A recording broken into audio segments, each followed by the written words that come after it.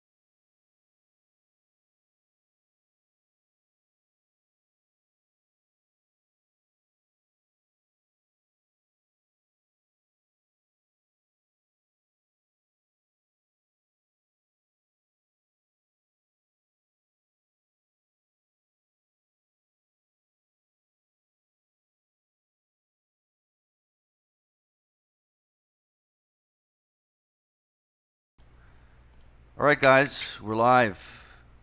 Thanks for tuning in. I hope you guys can hear us. Slaughterhouse said no volume, but I hadn't had the mic turned on yet. Can you hear us now? No sound. Really? Hold on. They're saying there's no sound. Let me just check something here. I hear you. I know we can hear each other, but for some reason they can't hear us.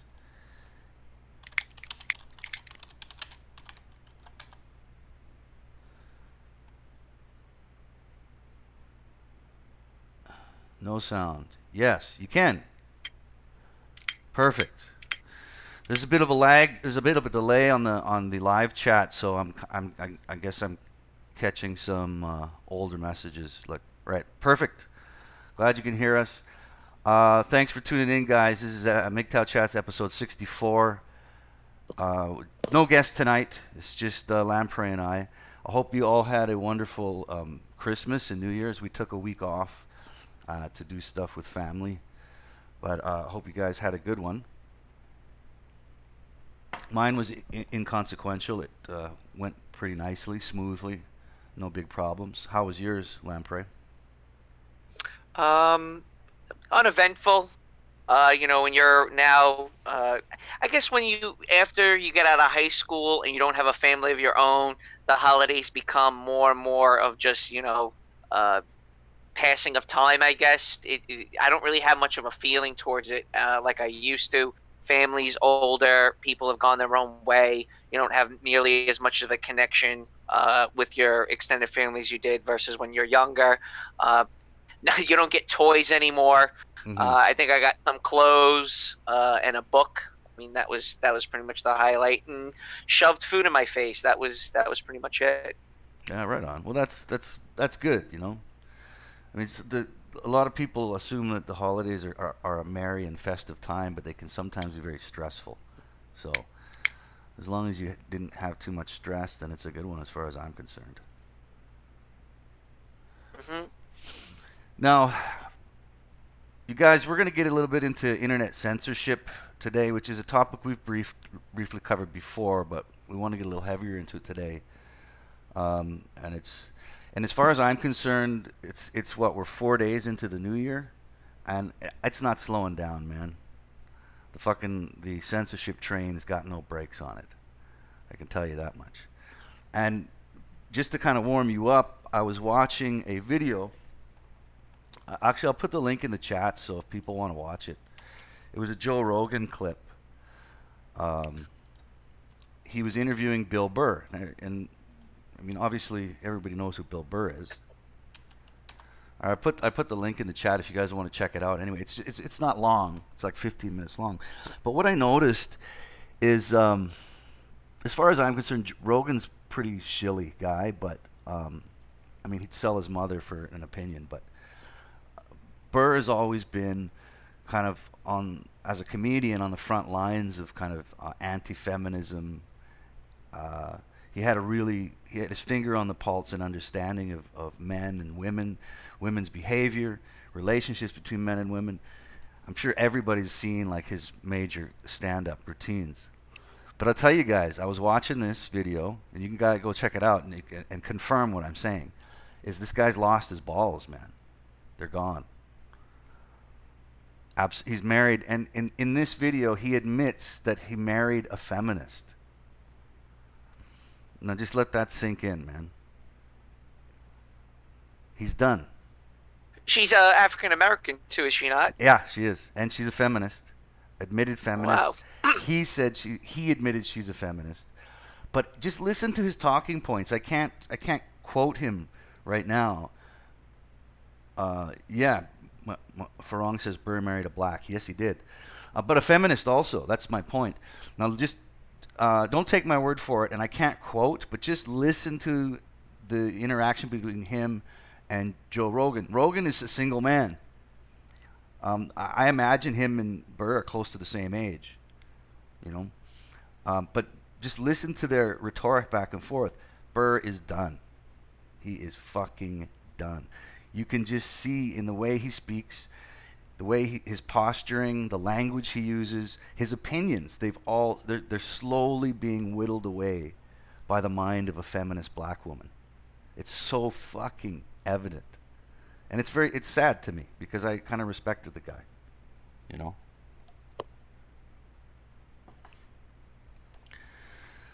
Why do Irish Americans always lean hard left? You know, Burr never leaned hard left before.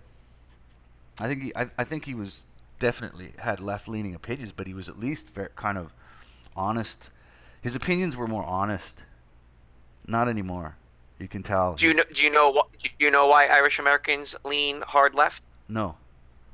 Because they're usually working class, so they identify with labor and unions. Right. Well, that makes sense. He got out of the working class. Which is not, yeah. But the thing is that a lot of people of that ilk don't seem to understand that they're living off of the fumes of what the Democratic Party used to be. And that came about during the mid to late 70s, where the Democrat Party was more focused on social engineering, feminism, and sexual liberation. Okay. They've completely the whole concept of unionizing and the capitalists need to pay a fair wage. That's all gone. And the big reason why a lot of these states that vote Democrat during the 2016 election voted for Trump was because they've realized that what it is they were voting for isn't there anymore, where it's about a livable wage. Boston, so Massachusetts, that's a blue state. Many states that you assume would vote right vote left because of the economic policies that the Democrats used to profess, that was their talking point: wages, wage growth, family, supporting a family, so on and so forth. But when you introduce feminism, climate change, things that actually hurt business, they've stopped voting for the left for that reason. James Livermore says Rogaine is married with kids. That's right. You know what? You're right. I forgot that. He does have children. I didn't know he was married, but I knew he had children. It's interesting. It's a fascinating view just to watch that very short conversation between those two guys. I mean, if they're both what's that? Do you have any of the clip or the talking points from it? I have it open. Let me see if I can find a piece here. Literally tell you suck my dick, I'll give you a raise. Yeah, that happens. Exactly. People's careers and people, you have to publicly. I'm sorry, he goes on a bad date. There's a big difference between those two. Well, I can't find it at the moment, but there is one talking point that comes to mind is how Burr, who was very open-minded and willing to. I mean, you heard his stand-up about what did he call it? Gold digging horrors, the epidemic of gold digging horrors. Yep. He'll never do that. He'll never do that sketch again. Never. You can tell by the Well, way. what about his rant against marriage? Is this Yes. is this the line where you lose all your shit? I remember that. Mm-hmm. Absolutely, but he can't say that anymore. And so there was Yeah, one. he's married. He's married, yeah. So there was this one part where, and Rogaine is a comedian too, right? They're both comedians, right? So they understand that lifestyle. And Burr goes on about how on Twitter he saw other comics. He didn't name names, but he saw other comics trying to, what's the word? Basically, tell other comics what they can and cannot tell jokes about. Right, so this is a real thing that's happening. This discussions between comics on Twitter, where other comics are saying, "Well, you shouldn't tell jokes about this or that because of whatever political correctness and sensitivity." And Rogan's like, "Are you fucking serious? Like that's a real comic?" And Burr refused to call that out. He refused to call it out. Rogan was like, "Fuck that shit. That's bullshit." Burr wouldn't call it out. And I could see it. I could see the feminist black woman, forming behind his eyes, shaping his mind and opinion. Right, because he knows when he goes home later, he's going to be sleeping on the couch for saying the wrong thing. Absolutely. Basically, he's lost his balls. I understand. So anyway, I wanted to just bring that up because I was watching it. And it does tie in a little bit into censorship, as obviously both these people were talking about, these comics. Just comics themselves, censorship is a big issue, right? But yeah, well, we got to understand something about Joe Rogan. To me, Joe Rogan will always be the guy that was the host of BattleBots in I think the year 2000 2001.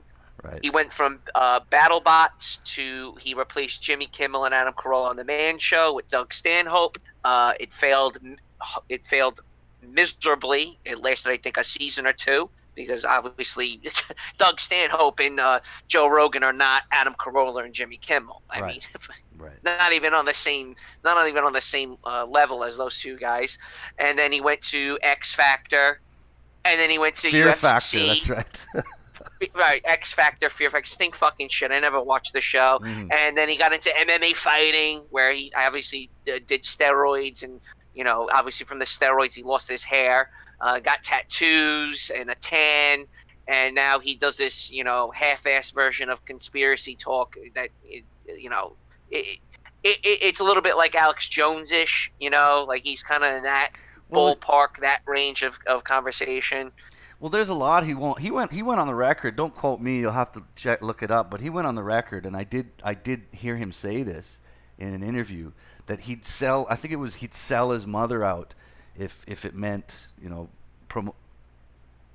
promoting his show. So his opinions are fucking worth nothing. Mm-hmm. His opinions are worth nothing.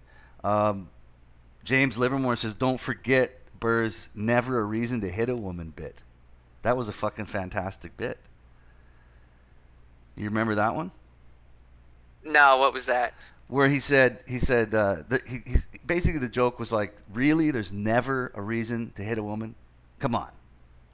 And he just goes on. Well, he did the rant about Tiger Woods, which was really funny. Like, how did this woman get to be get tens of millions of dollars for just fucking Tiger Woods? And Tiger Woods' wife assaulted him.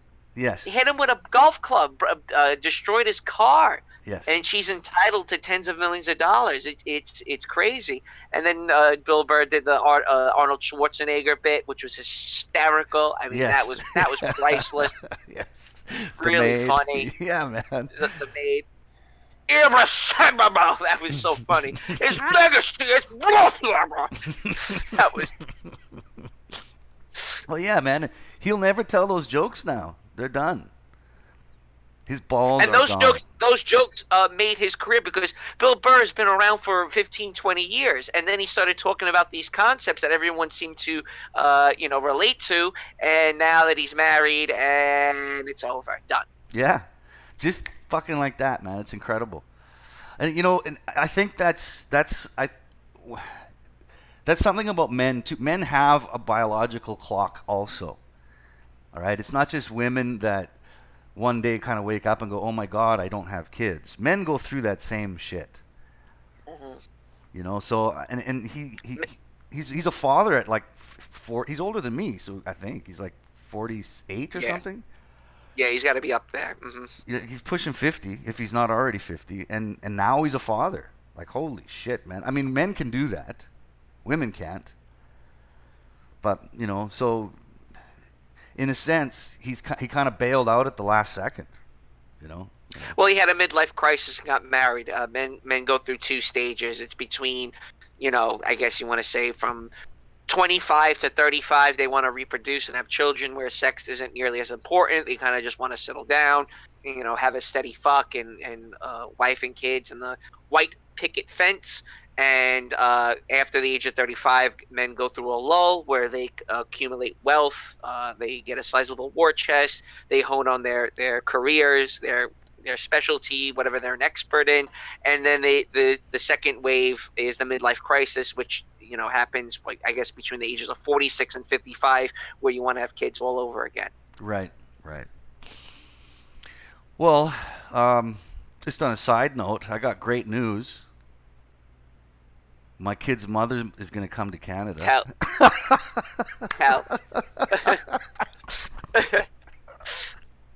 That's a fucking joke if I ever heard one. Jesus Christ. It's unavoidable, but, you know, speaking of that shit.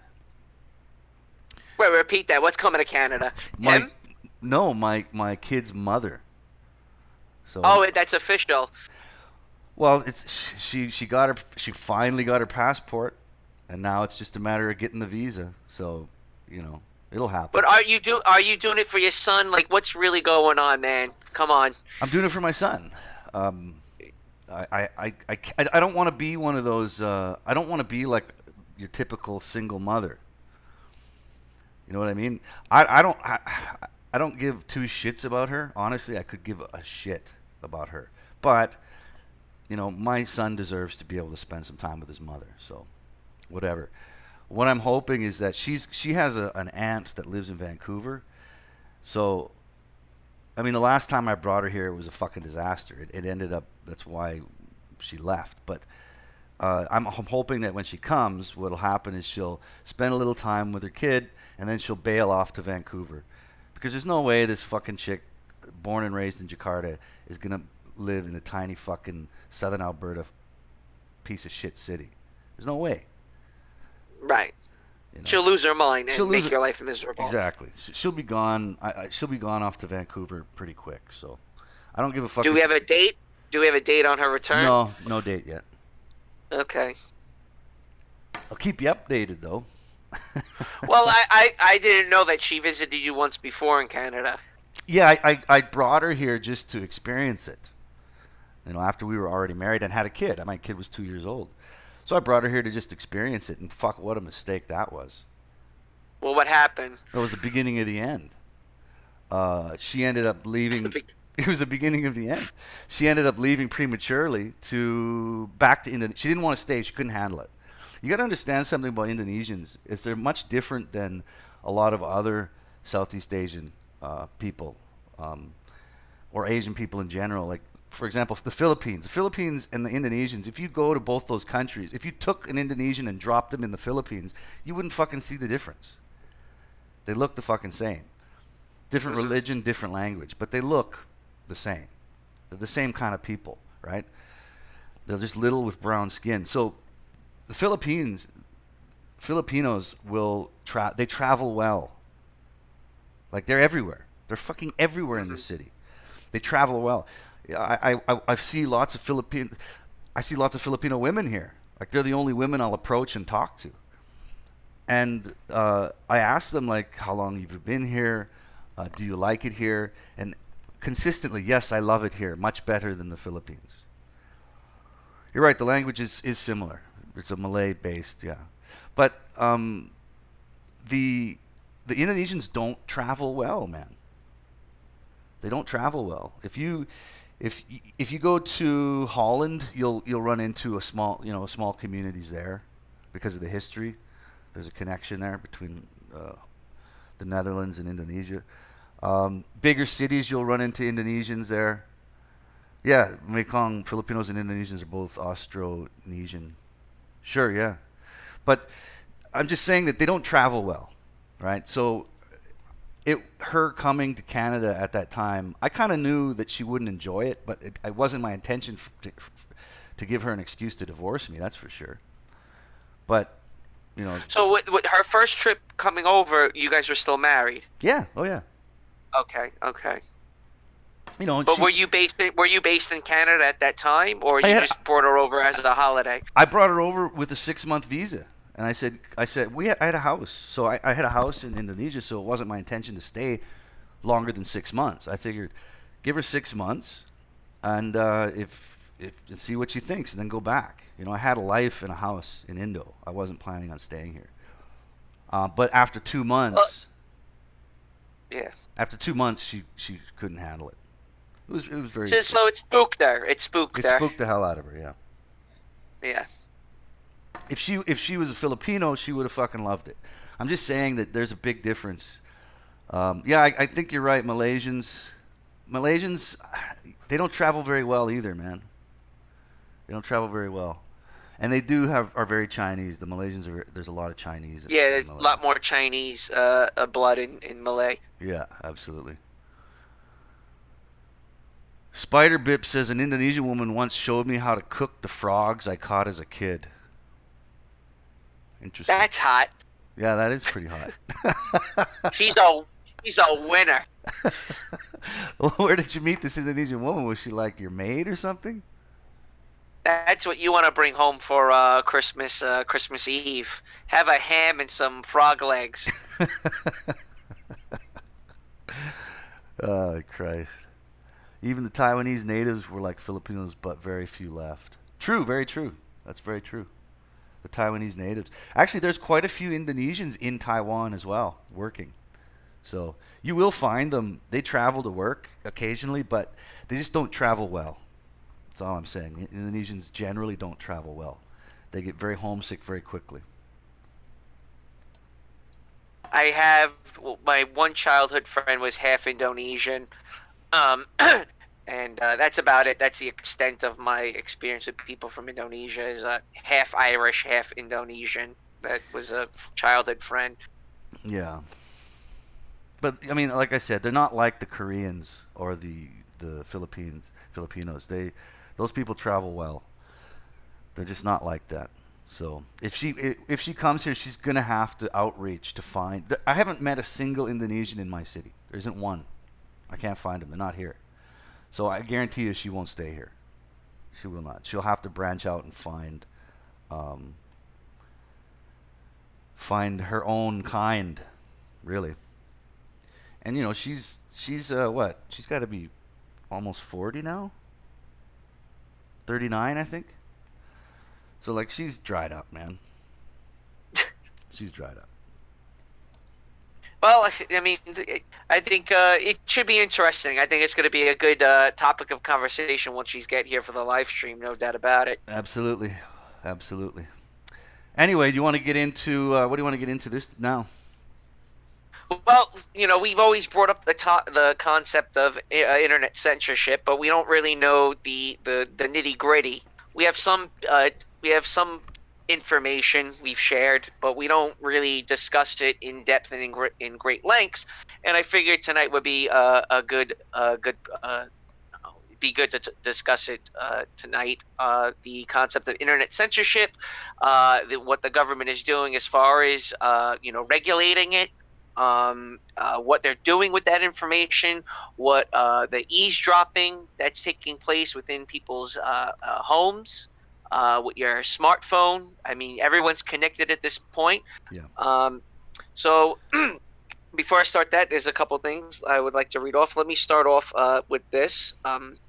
This is from Sam Vatkin's book, Malignant Self-Love, Narcissism Revisited. We discussed Sam quite a bit in a couple of live streams ago, and I'm going to share a part of his book right here. Okay. This is from the second apostle of Paul, the apostle of Timothy, 3-1-9. I guess that's the page reference in the Bible, correct? Yeah, the verse and the number, yeah. Timothy Yeah, 3, verse 3, 1 3. through 9. Yeah, Timothy 3:1-9. Okay, Yeah. let me start. But know this, that in the last days perilous times will come. For men will be lovers of themselves, lovers of money, boasters, proud, blasphemers, disobedient to parents, unthankful, unholy, unloving, unforgiving, slanderous, without self-control, brutal, despairs of the good. Traitors, headstrong, haughty, lovers of pleasure rather than lovers of God, having a form of godliness but denying its power. And from such people turn away. For of this sort are those who creep into households and make captives of gullible women, loaded down with sins, led away by various lusts, always learning and never able to come to the knowledge of truth. Now, as Jannes and Jabrams resisted Moses, so do these also resist the truth. Men of corrupt minds, disapproved concerning the faith, but they will progress no further, for their folly will be manifest to all, as theirs always was. Right. And I think that speaks a lot about the state of North America and of Europe. That you don't have a belief system anymore. And me and Ayam discussed this week, did we not? About your belief. I believe the Earth is flat. I'm going to disregard authority on certain subjects, on certain topics, because of the age of information, who do you turn to? Who do you trust? Science is not monolithic, but the internet. I'm sorry, science is not monolithic, but those in academia, those in government, those in power are in fact monolithic. They are authorities, and in the age of information, it's a free for all. It's complete anarchy, and because the cat's out of the bag with the internet, unlike TV, unlike radio, the government and the corporate powers, those are in control, are trying to put the cat back in the bag. And obviously that is a metaphor. How do you put a cat back in the bag? It's not possible. A cat will scratch, bite, hiss, and fight you as you try shoving it back in the bag. You have to break its neck. Right. It's the only way to get the cat back in the bag. No, I absolutely agree with you, man. So let me read to you about some of the things that Google has been up to as of late. All right. Google has apologized after Android phone users noticed that the battery saver setting was remotely activated last week without their consent. The battery saver affects how often apps update and work in the background. The firm took to the discussion website Reddit to explain that it was conducted on an internal test that was mistakenly rolled out more widely. You like how Google and Apple always say, oh, it was a mistake. Yeah. I apologize. Oops, sorry we eavesdropped on you right there. We apologize. Right? Yeah, man. It's fucking ridiculous. All right, that's one. Let's go with another one. Well, hold on a second. Let me just comment on that. So you said Android, right? Yes. So Android had a glitch, and now they're apologizing. Well, Google was basically going into Android phones and controlling your power save mode. Jesus Christ. The power save mode is basically it shuts down certain applications, right? Correct. So they're going into your phone and shutting down certain applications that you had or you thought would be running, but then they weren't. We have now rolled battery saver settings back to default. Please configure to your liking. Sorry for the confusion. Courtesy. Yours truly, Google. Christ. Brave new world, my friend. Let me go on here. Here we go. Google's secret prototype search engine for China reportedly links users' mobile phone numbers to what search terms they've used. The prototype is known as Dragonfly and is now Google's latest attempt to snuggle up to the one-state party. Instead of promoting freedom of information, it's instead helping the Communist Party track people's Google searches. Jesus. Now that's, I've heard criticism. I mean, okay, first of all, you're talking about an American company that has a monopoly. I mean, Google rules the internet, right? Am I correct to say that? At this point, yes. They rule the fucking internet, and I don't see that coming to an end anytime soon. So this monolithic information company that is a monopoly is being hired by communist China. Okay, well, Google is not in China, okay? Basically, Google is pandering to the Communist Party, again, snuggling up to the Communist Party to try to, I guess this is a way of them rolling out the red carpet for China, saying, look, we can spy on all your on all your citizens. That's what I mean. They're basically hiring themselves out to the Chinese government.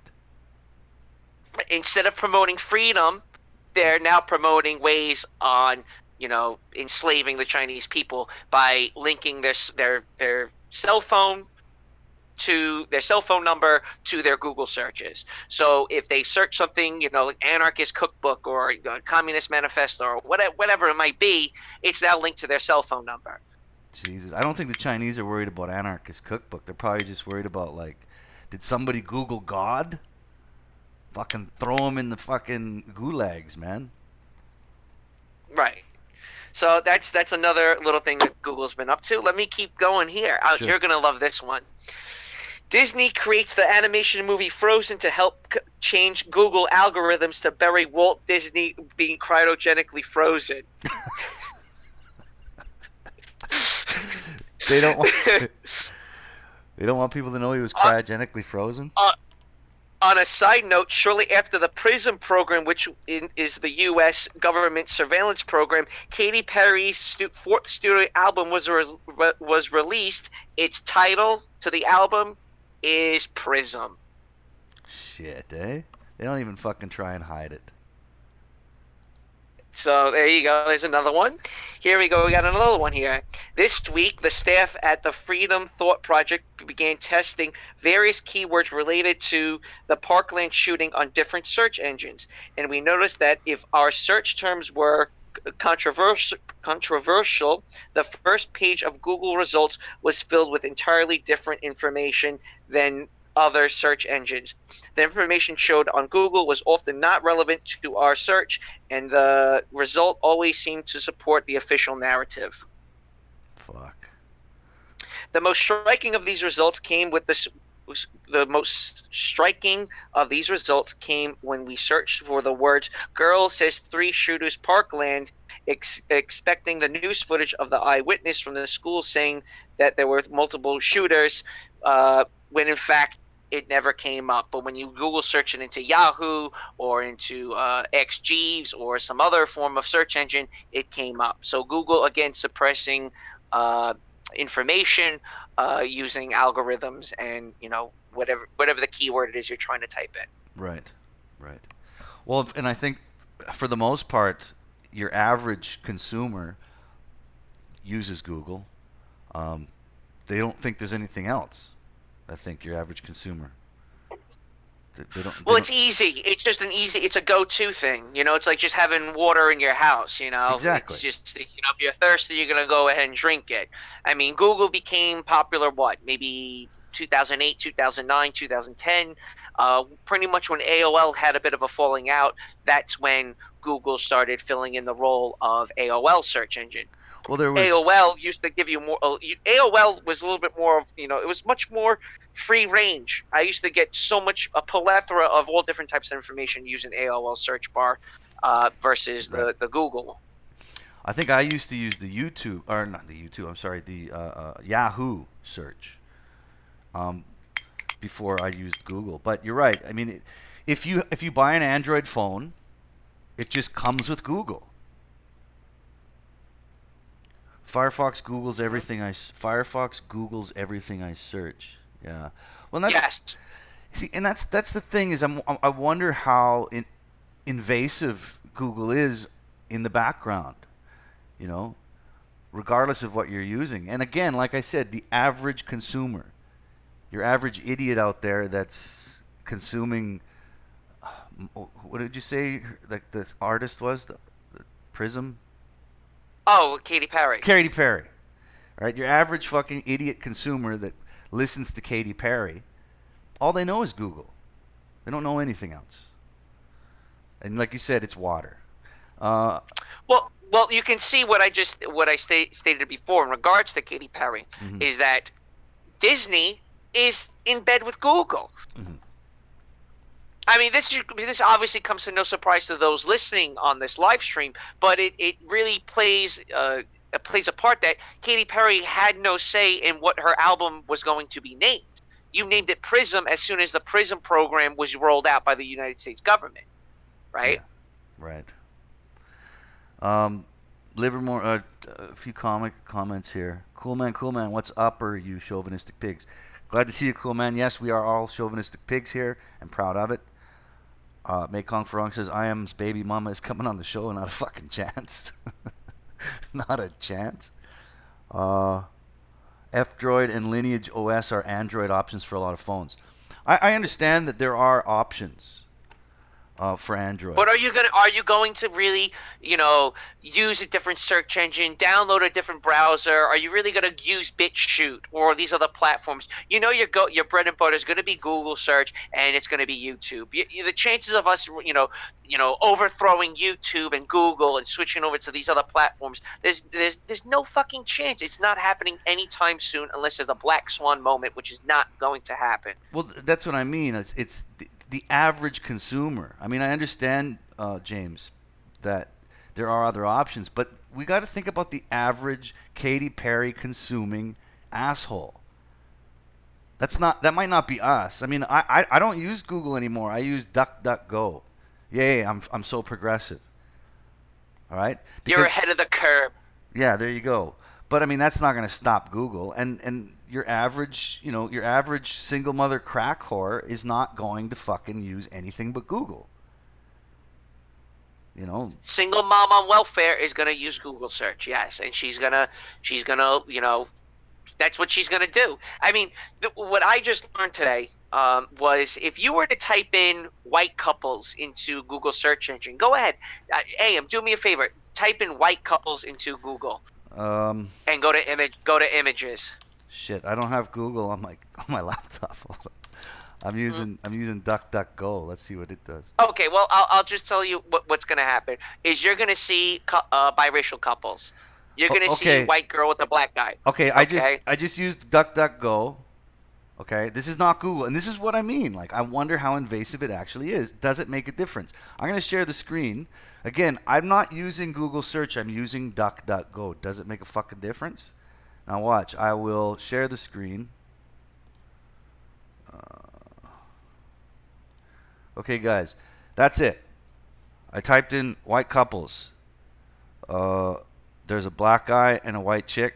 A lot of black guys and white chicks. There's an Asian guy and a white chick. There's two gay men with a black kid. What the fuck? This is not Google, man. This is DuckDuckGo. You there? Well, now we can say that DuckDuckGo is now compromised. Yeah, so these algorithms, I honestly don't think whatever platform. There's another one. I googled in white couple, a white dude, a black chick, and a Chinese baby. What the fuck is that? So yeah, you're absolutely right. This is. If you were to type in European history or American mathematicians, you will not see on the top of the search bar white Americans. You will not see Europeans. You will see a very perverted, distorted reality. And the people, let's take like a 10-year-old that's doing a history project. Mm-hmm. And he, his parents don't have the time to sit down with him to show him, a bit of history because obviously mom and dad are working 40, 50, 60 hours a week because they got to pay their property tax so they can support the single moms out there and the transgenders pre-op operation, right? Yeah. Okay, so if you were to type in American mathematicians, you're going to see a very distorted view of reality. And because these younger generations go to Google and they're going to do a book report on a mathematician on American history, the first thing they're going to be clicking on is obviously an African American who has like a half a paragraph on Wikipedia. Yeah, yeah. No, I just did it in DuckDuckGo. You're right. There's in one of the top searches is some Indian guy with a turban. So, but I think the big picture, which we're kind of talking about bit by bit here, is that when the real goal, as far as I'm concerned, with the whole censorship and the sort of the Orwellian doublespeak and the newspeak and the redefining of words, that's all part of censorship. The redefining of words is a part of censorship. All right? They used to be called sodomites. Gay used to mean happy. Not anymore. So part of the censorship is changing the language, and the bigger part, as far as I'm concerned, is rewriting history. They have to rewrite history. So when we use the internet, because it's I guess it's a bit of, again, it's free will, right? You can make your own channel, okay? If I go on the TV, it's broadcast, it's controlled. There's only a handful of corporations that control the internet. I mean, control the public broadcasting, your TV. Yeah, yes, there's 500 channels. The provision of the media. Right. So there's 500 channels, but you have this illusion of what you think you have 500 channels, but in fact, the 500 channels are only controlled by a handful of corporations. Absolutely. Okay. With the internet, with YouTube, you're the channel. Okay. People want to listen to you, and people have an option now on reaching out to whatever it is they want to listen to. Okay. So, and the cool thing about the internet is you can find that niche. If you're obsessed with lumberjacking, there's no channel on TV that can show you how to be a lumberjack. When on the internet, there is channels dedicated to lumberjacks. There's channels dedicated to men's rights activists. There's channels dedicated to feminism. You don't get that on TV. And what Google's trying to do now is try to make it a complete mess and silence and suppress those they don't want pushing out content. Right. And not only that, you make a good point about sort of, it makes me think anyway about the difference between television and the internet. And this is a conversation I had with a 70-year-old man the other day, my mother's boyfriend. The generation before us live and die and swear by television. Okay? They're terrified of the internet. And the media people know this. They're targeting now the younger generation. And because of the overreaching ability of what the internet can provide, they have to control it. And I actually, just on a side note, Sam Gerrans, I always blow smoke up that guy's ass, but he's great. Sam Gerrans made a video talking about how the internet was designed by our masters, so they have no fear of it. They're not afraid of it. They control it. They control the information. If they thought the internet was an Achilles heel for their empire, they would have never allowed us to use it. It's pretty simple. Well, everybody has something they love and care about. And again, the glory of the age of information, to find what you care about and share it. That's basically what the internet's about. TV doesn't do that, and radio is subjected to FCC regulations stemming back to the 1930s. Mm-hmm. The radio, the government knew when the radio came out, they nipped it in the butt. Right then and there, as soon as the radio came out. When the radio came out. When the internet came out, they didn't do that. Okay, and that's where Google is now stepping into that domain where they're going to start controlling the algorithms. The other problem with the algorithms, and as you can see, AM, your recommendations for news, your recommendations Yes. on YouTube, your general recommendations, it becomes an echo chamber. Yes. Okay. So the problem now I see with my recommendations is, let's say I watch some World War II documentary just one time. Now all I get is nothing but World War II documentaries. You may like this, you may like that. Well, you're kind of pigeonholing me into listening to one side of the argument. Okay. So we discussed about Darwinist. Okay. Darwinists are fall into the same band camp as socialist, right? They're atheist. Yes. They believe in climate Communists. change. Communist, right? They're pro social engineering. They're pro all these type of things Statists. instead of status. But why? Why can't you get an atheist who's also a libertarian? You rarely see that. Because the reason why you rarely see that is because they're in an echo chamber. Same thing with MGTOW. You can pigeonhole a lot of MGTOW guys because they're going to go to Stefan Molyneux, they're going to go to Jordan Peterson, and they're going to support Trump, right? I mean, that's just the general not so much a feedback loop, but again, just an echo chamber of these type of things.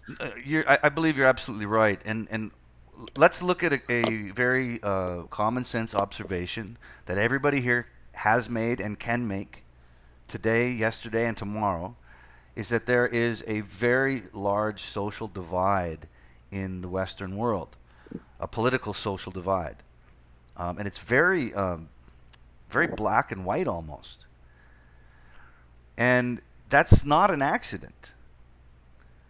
I believe that what Google is doing and what the technology of the internet is doing is it is conditioning people into one camp or another. Right. And you see that with the political spectrum. People are going really far left and going really far right, and they're unable to meet in the middle. And Google's doing that. Yes. I 100% think Google is doing that deliberately. Yeah. And even the mainstream news is a culprit in this. Fox News, for example. Mm-hmm. Fox News is played 24/7 in my house, and every time I go to Fox News, they're saying a black kid killed a white chick. Where's public outrage there? Immigrants at the border. Caravan. Breaking news. Yes. Again, there has to be another side of the argument, right? And the bigger problem also, and basically me and Ayam have had this discussion since the whole flat Earth thing, is where do you get your information from now? If the authorities that you believe in, that you've always trusted, are compromised with the social engineering, where do you go now? Yes. Where do you get your information from? You get factoids off a YouTube video? Yeah. That's not. There's a difference between information and knowledge. Me telling you what happened in 1945, that's information. The knowledge is, why did those things happen in 1945? Yes. And that separates. That makes a man, as far as I'm concerned, and that's what makes you an intelligent human being, is not spewing information, but coming to grasp with the knowledge from that information and dissecting it and having critical thought in regards to it. Yes, absolutely. You have to question. The best question is to ask yourself, why do I believe what I believe, or why do I know what I know? You have to. Because a lot of I've seen that with myself. A lot of information or factoids that I come across in my daily life, and then suddenly, I'm regurgitating them, and I have to say to myself, well, why am I saying that? Like, is it true even? Do I Right. really understand it? So a lot censorship really comes down to social conditioning. The internet was a military invention. It was a military device. The concept of sharing information over wires like this and other media forms started in the military. Al Gore did not invent the internet. Now we're using it, and it is the most incredible social engineering technology that has ever existed. And we're just using it like it's fucking a telephone. You know? That's something you got to be aware of. So you also have to understand that we are supposed to trust those that know more about certain topics. Okay, we're supposed to believe the academia. We're supposed to believe the experts in these fields because they've studied it, they've written theses on it, they have accolades, so on and so forth. But when those people have been compromised, Yes. okay, and they're pushing a narrative that the masses see as a form of social engineering, everything crumbles. Well, Everything fucking crumbles. It's the priesthood. It's like in religion. You have a priesthood. You can't approach God unless you go through the fucking clergy. It's ridiculous. If replace God with the truth. You can't approach the truth unless you go through these talking heads that are the middleman between you and the truth. It's absolute bullshit. All right? I mean, if God is real, then you are just as close to God as anyone else. You have a relationship with the truth. You don't need a fucking middleman. You see what I'm saying? And anybody that defends that middleman, regardless of its religion or its scientism, science talking heads, or your politicians, they're full of shit. You got to drop them fast. Now, here's the thing now, what you just stated. Why do you have to drop them? Because you'll get led in the wrong direction. I mean, this is another... Okay, but you get led in the wrong direction. But first, was it always like that? And why are you being led in the wrong direction? What has caused that to happen? You've sacrificed your personal relationship with the truth, and you've handed it over to somebody else, another human being, a mortal. Doesn't matter. Right, but again, the thing is that they're supposed to be more knowledgeable in these topics, and the problem is, and after having the conversation with the flat earther, I've done a little bit of research on why this is happening. The problem is that during the 18th century, let me start off prior to the 18th century. Let's go back before the Renaissance. Those who spoke like us, those who spoke like flat earthers, were usually condemned. They had to keep their thoughts silent. Okay. Well, it's the they same had today. to run. They had to run. Yes, we're getting there, right? They had to be held up in castles. They had to be protected. They had to keep their thoughts to themselves because it was blasphemy. It was satanic. You're a radical, and you had to be stopped. And a lot of those people had to be protected one way or another, or keep their thoughts to themselves. Mm-hmm. Eventually, that was during the Dark Ages. The Dark Ages was a time where there was no freedom of thought. There was no growth. There was no technological ingenuities, and all those things came much later. Well, how about this? Okay, let me add to that. The Bible was in Latin, and only a select few were allowed to read it. There you go. Great point. Great point right there. And so basically the control of knowledge was led by a clergy and a church. Nobody had even access. This is, before the printing press. It wasn't until a Jew, invented the printing press that the official version of the Bible was then done in English and handed out to the fucking plebs. Right? In the 1600s. So before then, knowledge was contained, hidden, and there was always a middleman between you and the truth. Right. Now, the difference, though, was at that time, it was not done for profit. Okay? And later on, the power, I guess your government, your kings, your dictators, those who controlled a certain I guess the culture or society or country, eventually they realize, well, instead of, keeping these guys at bay, why don't we just pay them? We start paying them to start pushing this knowledge out. Okay, and eventually they started using the radicals to suit their own needs and their own agenda. Mozart, Beethoven, a lot of the classical music, those guys were, they didn't do it for money, and eventually the those that had money started giving Beethoven, Mozart, and a lot of classical musical composers.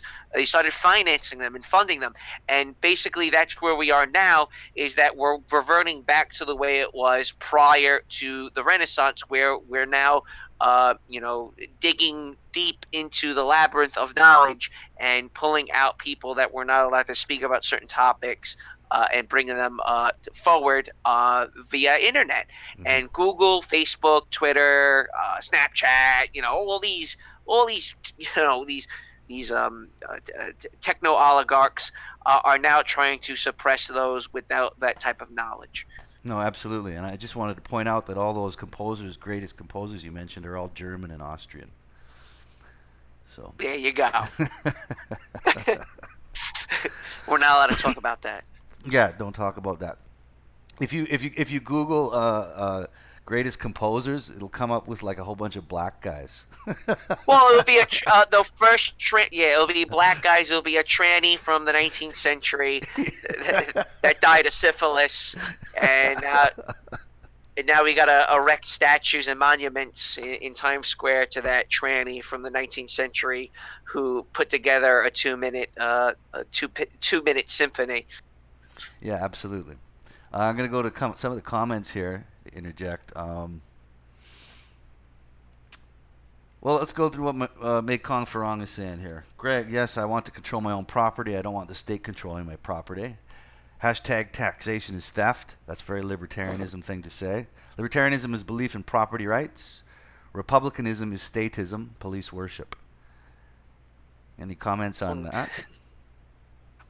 We're going to do a whole live stream about the concept of state worship and the love of Blue Lives Matter. Yes. We'll do a Black Lives Matter versus Blue Lives Matter. I'm still working on that. It's not an easy topic to work on, but we're going to get there in another couple of months. Yeah, absolutely. Zagura Yazmat, I'm sorry if I said your handle wrong. Internet was created by Department of Defense. Well, yes, military. It absolutely was. And it wasn't created. And remember this. Not only was the internet not created out of some kind of humanitarian act of spreading information among the plebs. Just remember that. That's not why it was made. And neither was the television made. The first worldwide broadcast of television through a picture tube was the Olympics in Berlin in 1931. What year was that? I think it was either 34 or 36. Yeah, okay. That was the first. The television wasn't created to give the plebs something to do in their spare time. It was created for propaganda. The printing press, Gutenberg, the Jew who made the printing press. Whether or not he even made it, who knows? He probably didn't make it. It was probably some other poor German stupid dude. Goy. Yeah, it was probably some stupid German Goy invented it, and then the Jew just took it and sold it and then said he made it. That's probably what happened. But the point I'm making is that the printing press was done for the exact same purpose. It wasn't done to enlighten people. It was done to condition their minds. Just putting that out there. Anyway. Well, the thing that I take from it all is that the other major problem is, and this is why I really was a bit perplexed by the flat earther that was on the live stream, is that you're not an expert in physics. Mm-hmm. There has to be some form. Listen, academia and being intelligent is in fact authoritarian. Okay, because I have an uncle who starts talking to me about my job and how much he knows about my job when in fact he knows absolutely fucking nothing about my job. And at some point I need to tell him to shut the fuck up. You don't know what the fuck you're talking about. Yes. Okay? So when I told Ayam and I told Red Pill is it Red Pill Philosophy, right? Yeah, Chris. And I dropped a comment in he did a response video to what I was discussing I don't know if you saw that, and I dropped a comment, No, I and we didn't had a see bit that. of a friendly chat in the comment section. Everyone was commenting on it. It racked up quite a number of comments. But I responded to him because I decided to have lunch with a person who designs satellites for a living. Mm-hmm. The guy makes well over 6 figures. He has a PhD, 2 masters. He's an expert on the concept of time. And I asked the guy who designed satellites, I go, can you please help me debunk the concept of flat earthers? And I felt like a fucking idiot just asking him that question. Mm-hmm. And he was laughing. He goes, yeah, it's not a problem. Let me explain to you, so on and so forth, and all these type of things. It's important to go to those with a lot of knowledge when it comes to things you don't know what you're talking about. The problem is with people that don't understand certain topics is they feel it's a personal attack. And that's part of Americanism, especially in New York. In New York, if you don't know a certain topic, people think you're automatically stupid. Canada When too, I man. try, It's not just right, America. it's just not America. Okay, so like when I have another friend who's an engineer, I was talking to him about a Hemi engine, the V8 engine that Chrysler Dodge puts out, and I told him I was off the cuff. I told him, oh, a Hemi engine, that's just propaganda. The Hemi engine's really nothing that special, and he went completely fucking berserk on me that I said that. He goes, what kind of fucking idiot are you to say that a Hemi engine is just an advertisement piece? And then he broke it. I really don't remember because a couple years ago it was my friend who I go fishing with, and we're sitting there, I'm fishing, and he's breaking it down to me. What's so great about a Hemi engine? And hey, look, the guy's an engineer. I'm not really going to question, I'm not an engineer. He's an engineer. He obviously knows more about a Hemi engine than I do. Now, naturally, I felt like an idiot for him calling me an idiot, but at the same time, who am I to say a Hemi engine is stupid? Same thing like a feminist coming into the realm of MGTOW. Who the fuck are you to come into the world of MGTOW and tell us what MGTOW really truly is? So you have to put things into perspective when discussing these type of things. Ayam knows a lot about Islam. He knows a lot about men's rights. He knows a lot about going your own way, social engineering, all these type of things. I do consider Ayam an authority when it comes to the concept of MGTOW, when it comes to the concept of social engineering and propaganda. I would go to him as a source of information because he spent a lot of time researching, understanding, measuring it, visualizing it, living it, okay? So, of course, I'm going to go to Ayam for these type of things. Ayam would come to me when it comes to certain topics about World War II, real estate, whatever it is I might be particularly good at. No, to be honest with you, I'm really not that good at the stock market. I've only been doing it for a year. Okay. I'm in the whole $15,000 because I had to play around with Bitcoin. I'm an idiot. Let's go back to Bitcoin. Here's a great one. How many people know the fundamentals and the technicals of Bitcoin? Right. Bitcoin's a religion. Bitcoin is a religion. There is no fundamentals to Bitcoin. Can please someone tell me the intrinsic value of a Bitcoin? There is none. It's a religion. And people, there are hundreds of channels talking about Bitcoin's going to be 100,000. How? How the fuck is it going to be $100,000? It's not possible. It's fundamentally not possible because Bitcoin has no underlying value. Okay, and you go to like Vincent. Vincent probably put his own friggin' mother up onto Coinbase. I'm putting my mother up on Coinbase. This thing's gonna hit $100,000. No, it's not.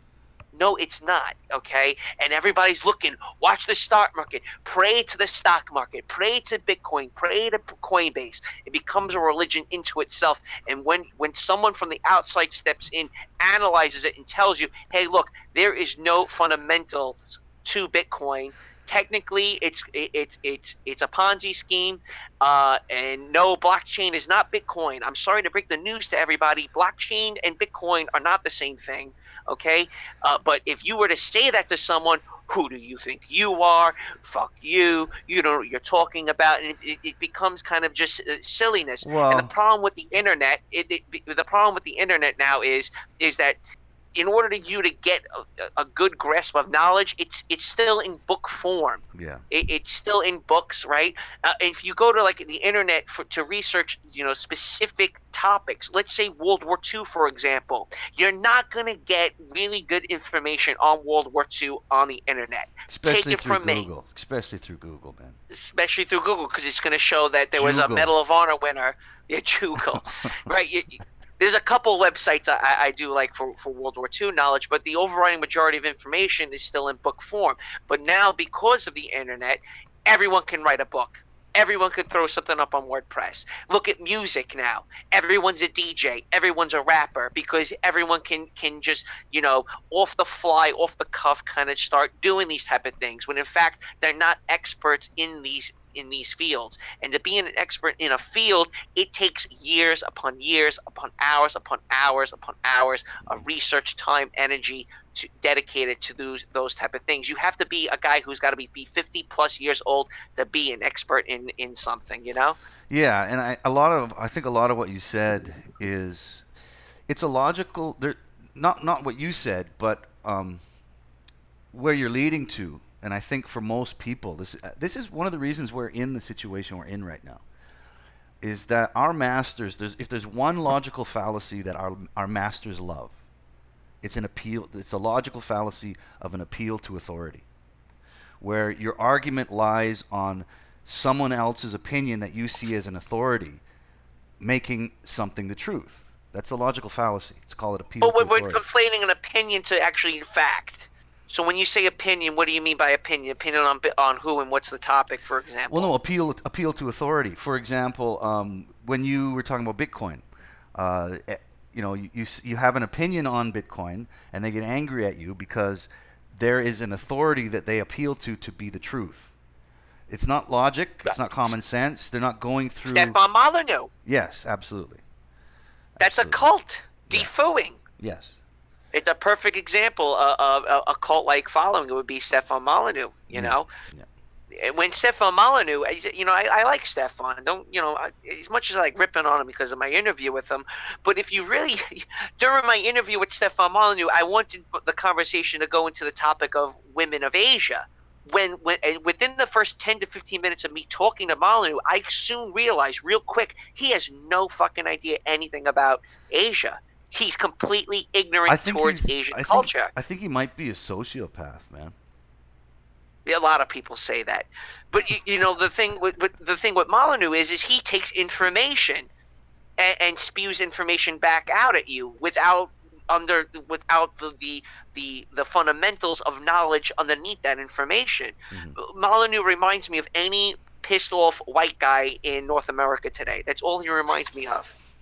Well, he makes a lot of money doing that too. He makes a lot of money talking bullshit. So, he's found his niche. He's a bullshitter. That's what I'd call him. If I met him in real life and I didn't know who he was, and I had a conversation with him, after 10 minutes, I just kind of walk away and go, "That guy's a fucking bullshitter."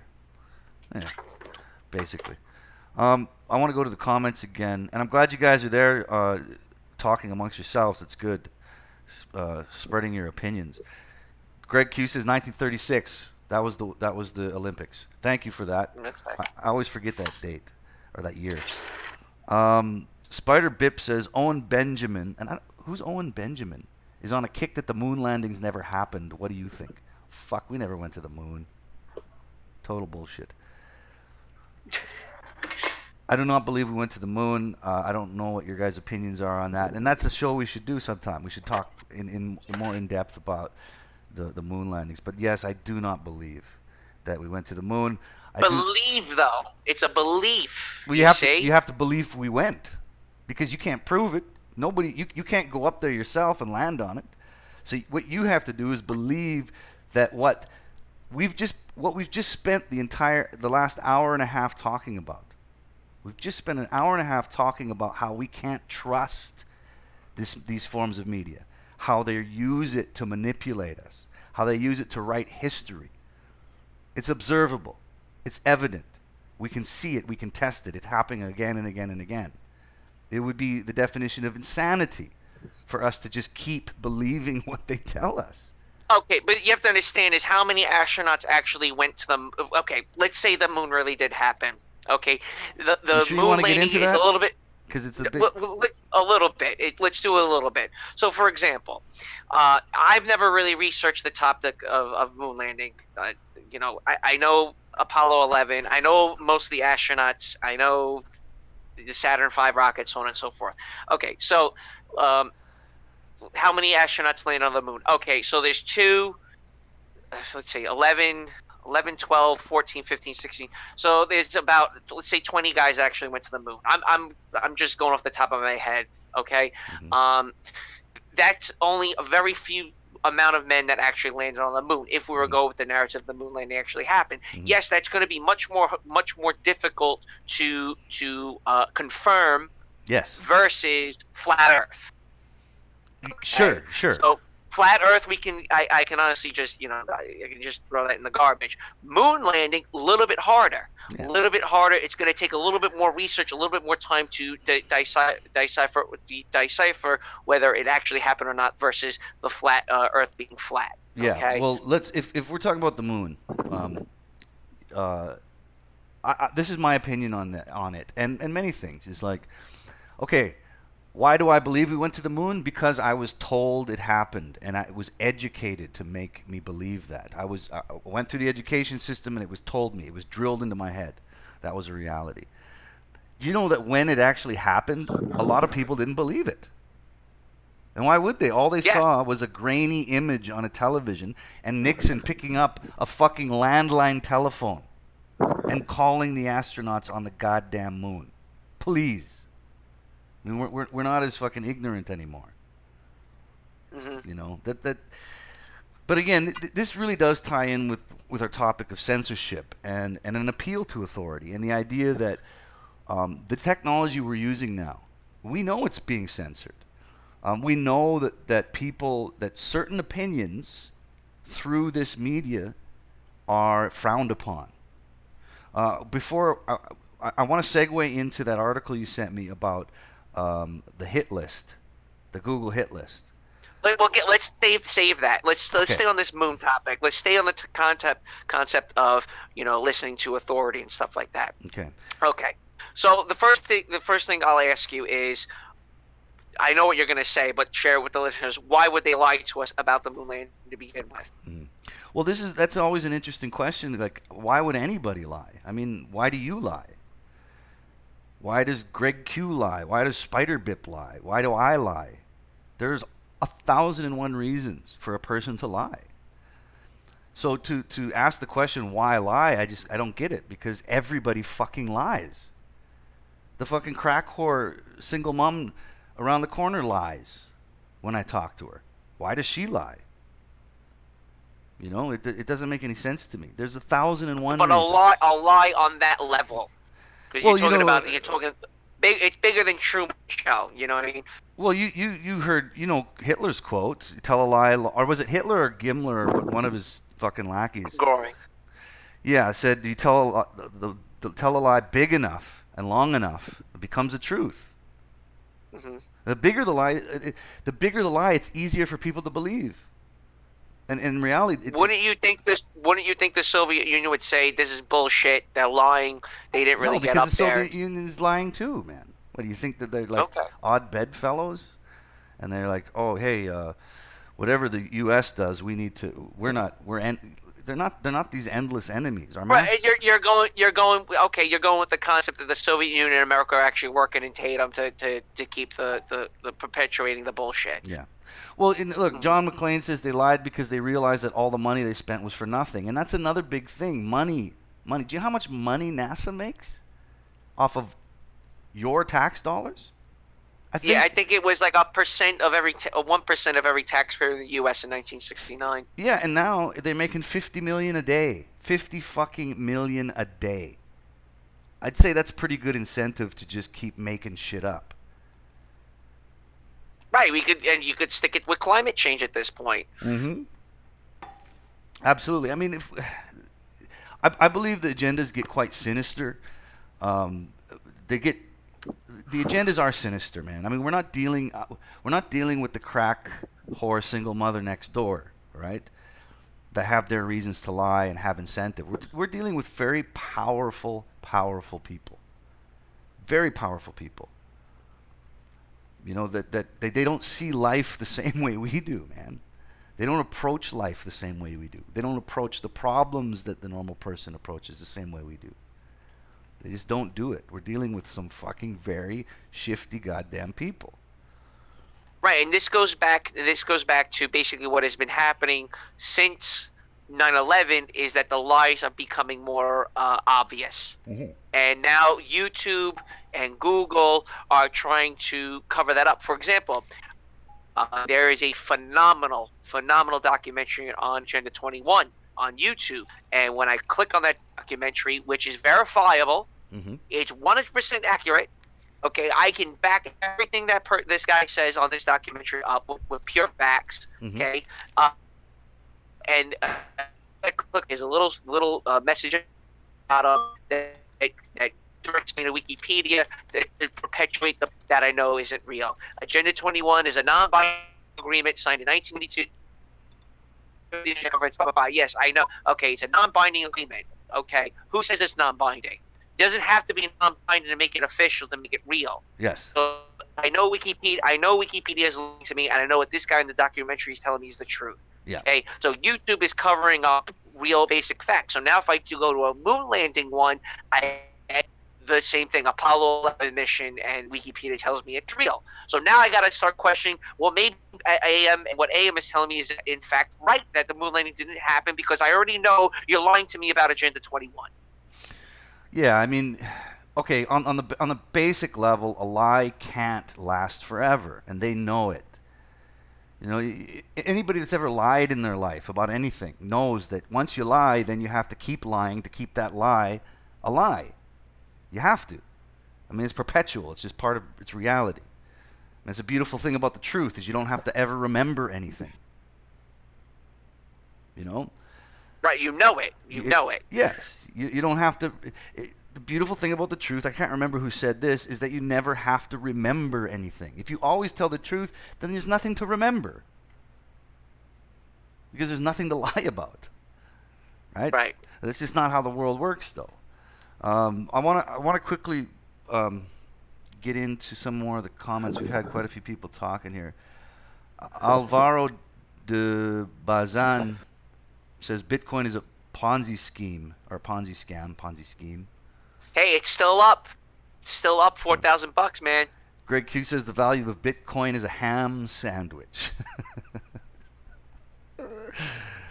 Molyneux is a racist, maybe. Yeah, we know that. Yeah, he is. He's racist, okay. It's IQ. I'm not being racist. Look, Asian people are smart. They're smart. They have higher IQs than white people. I'm not being racist. Oh, okay. So that's how the game goes. That's his game. So he thinks black people are stupid. Yeah, basically. Yeah. I mean, he's pretty blatantly obvious, being quite racist and quite ignorant to the culture. And I don't know how many interactions he's had with people. To give. Hey, you're breaking up, man. You're going robot. Are you in that dead zone? Sorry, can you hear me now? Yeah, don't go into that dead zone. Sorry. Greg Q says a man named Stefan isn't really a man. That's a good one, man. What do we disagree with Molyneux on? I agree with him on a lot of things. I don't listen to him enough to form opinions that I can really say I disagree with. I just don't listen to him. Well, listen, if you privatize your mother's ass, let me explain to you on this paragraph on why privatizing your family is a good idea. Okay, let me break it down for you. That's what I don't agree with him on. Privatizing military, privatizing roads, privatizing everything. Let me riddle me this, riddle me that, Molyneux. If there's a tsunami, okay, that happened, how's your privatization going to work out if a tsunami happened? You're going to need some type of military, you're going to need some type of form of government to initiate some type of control to fix the situation. You can't rely on the group, the nomadic or anarchists to fix such a situation that just transpired like a tsunami. Yeah, absolutely. John McClane, Molyneux is not punctilious. He does not check his facts. I like that word, man. I don't know that word. Punctilious? He does not check his facts. Yeah, maybe. He lost me when he got the Blackwater CEO on his live show. He really lost me there. I thought that was just horrible. We got Timothy O'Hara making an appearance in the comments, and he's doing a lot of Jew baiting. He says, the small hats are behind it all. And Molyneux's just another masquerading Jew. Maybe. Whatever. We're not gonna go there. Yeah, you don't need to Jew bait us. I mean, we talk about Jews when we want to. Yeah. We talk about. I mean, how many you actually besides GQ? Is that Q? What's his name? Greg Q. Yeah, Greg Q. Besides me and Greg Q, I highly doubt many of you have actually met that many Jews to formulate an opinion. People that start talking shit about Jews never actually even bothered meeting or actually had a 5-minute conversation with I guess a Gentile. I don't know what you want to call them. Well, same with Muslims. I mean. Exactly, same thing. The Muslims are taking America over. They're taking over. They're lying to your face. No, they're pretty nice. They're really good people. I really don't see the whole Muslim agenda. I think it's retarded. Yeah, well, Muslims are like any other religion, whether it be Muslim, Jew, or Catholic, Christian. They all Crapleth. Well, they've all subscribed to an authority that tells them how to approach the Creator. I think that's human. I just think that's human nature, though. Of course, you're gonna try and listen. I mean, again, the concept of alpha male, beta male. You're gonna listen to an alpha male on the concept of physics, or you're gonna listen to these type of things, and then you start venturing down the rabbit hole. Well, who paid him? Yeah, he would say that now, wouldn't he? It's an ad hominem. Yes. Yes. Yeah, of course he's going to be saying that. Look who pays him, NASA. I mean, of course he's going to perpetuate the lie and the myth. Yes. Oh, absolutely. There's Timothy O'Hara says, I have met 3 Jewish chicks. They weren't Orthodox or anything. I've met 1 million Muslims, though. They're pretty cool since they're chauvinists as well. Do you know where the word chauvinist comes from? No. It comes from the name of a soldier in Napoleon's army, Chauvin. I don't remember his first name. His name was Chauvin. And the word actually originally meant to just prop somebody up. He was always blowing smoke up Napoleon's ass. This Chauvin. Okay? He was blowing smoke up Napoleon's ass all the time. That's what chauvinist means. It means to just have sort of a really ridiculous, undying support for someone or some person. So there's a little lesson for you guys on how fucking language is distorted. Like an Obama supporter. Yes. An Obama supporter is a chauvinist. By the true definition of the goddamn word and where it comes from. We've had this talk, gentlemen, many times. Be careful what words you use, man, because they're all constantly being manipulated to mean things that they don't really mean. Chauvinist pig. I don't know where the word chauffeur comes from, but I bet that it is French related. I'm sure that it is rooted in French. Chauffeur. It sounds French. So. Yeah. Sounds French. I don't know. Anyway, where were we? So let's get back onto the concept of internet censorship and where it is we're going and so on and so forth. So there was the thing that came out, I think maybe 1.5 years, 2 years ago about Project Veritas. Do you remember Project Veritas, Ayam? Yes, that was part of the Agenda 21 shit. No, that's not Agenda 21. Is when the Project Veritas is a guy that started. Excuse me, I'm drinking a root beer right now. Right. There's a videos of undercover footage of guys in I guess bars or restaurants talking to people that control Twitter, and how they're shadow banning people. You know the concept of shadow banning, right? Yes, absolutely. So what struck me as quite interesting, I've mentioned it previously on a much earlier live stream, is that the people that are in Google, the people that work for Google, people that work for Twitter, are on H-1B1 visas. They're not Americans. Okay, so the concept of free speech and what we would define as Americanism, such as, again, free speech, liberty, these type of things, they're quite content with censoring dissent. What they define as dissent against Google and Twitter. So if someone was, let's say, hashtag American flag, hashtag Second Amendment, hashtag First Amendment, Twitter and its minions who are not American, who are on H-1B1 visas, who are not born in the United States, are quite okay with shadow banning Americans. Yes. Which is dangerous. This goes back to the immigration debate quite a bit, is that you're hiring people to subvert the rights of a country. Yes. Actually, if we go, let me just quickly put in with what Alvaro says about, and this kind of actually ties in, because he says in Spanish the word preserves its original meaning. He's talking about a chauvinist. He says machista means chauvinist, but chauvinista means jingoist. Perfect. That's exactly what the word actually means. And what you were just talking about, I think, is jingoism, don't you think? Yep. Yeah. So basically, you have to toe the party line when fucking around on the internet. Towing the party line. What is that? That's neoliberalism. That's New World Order.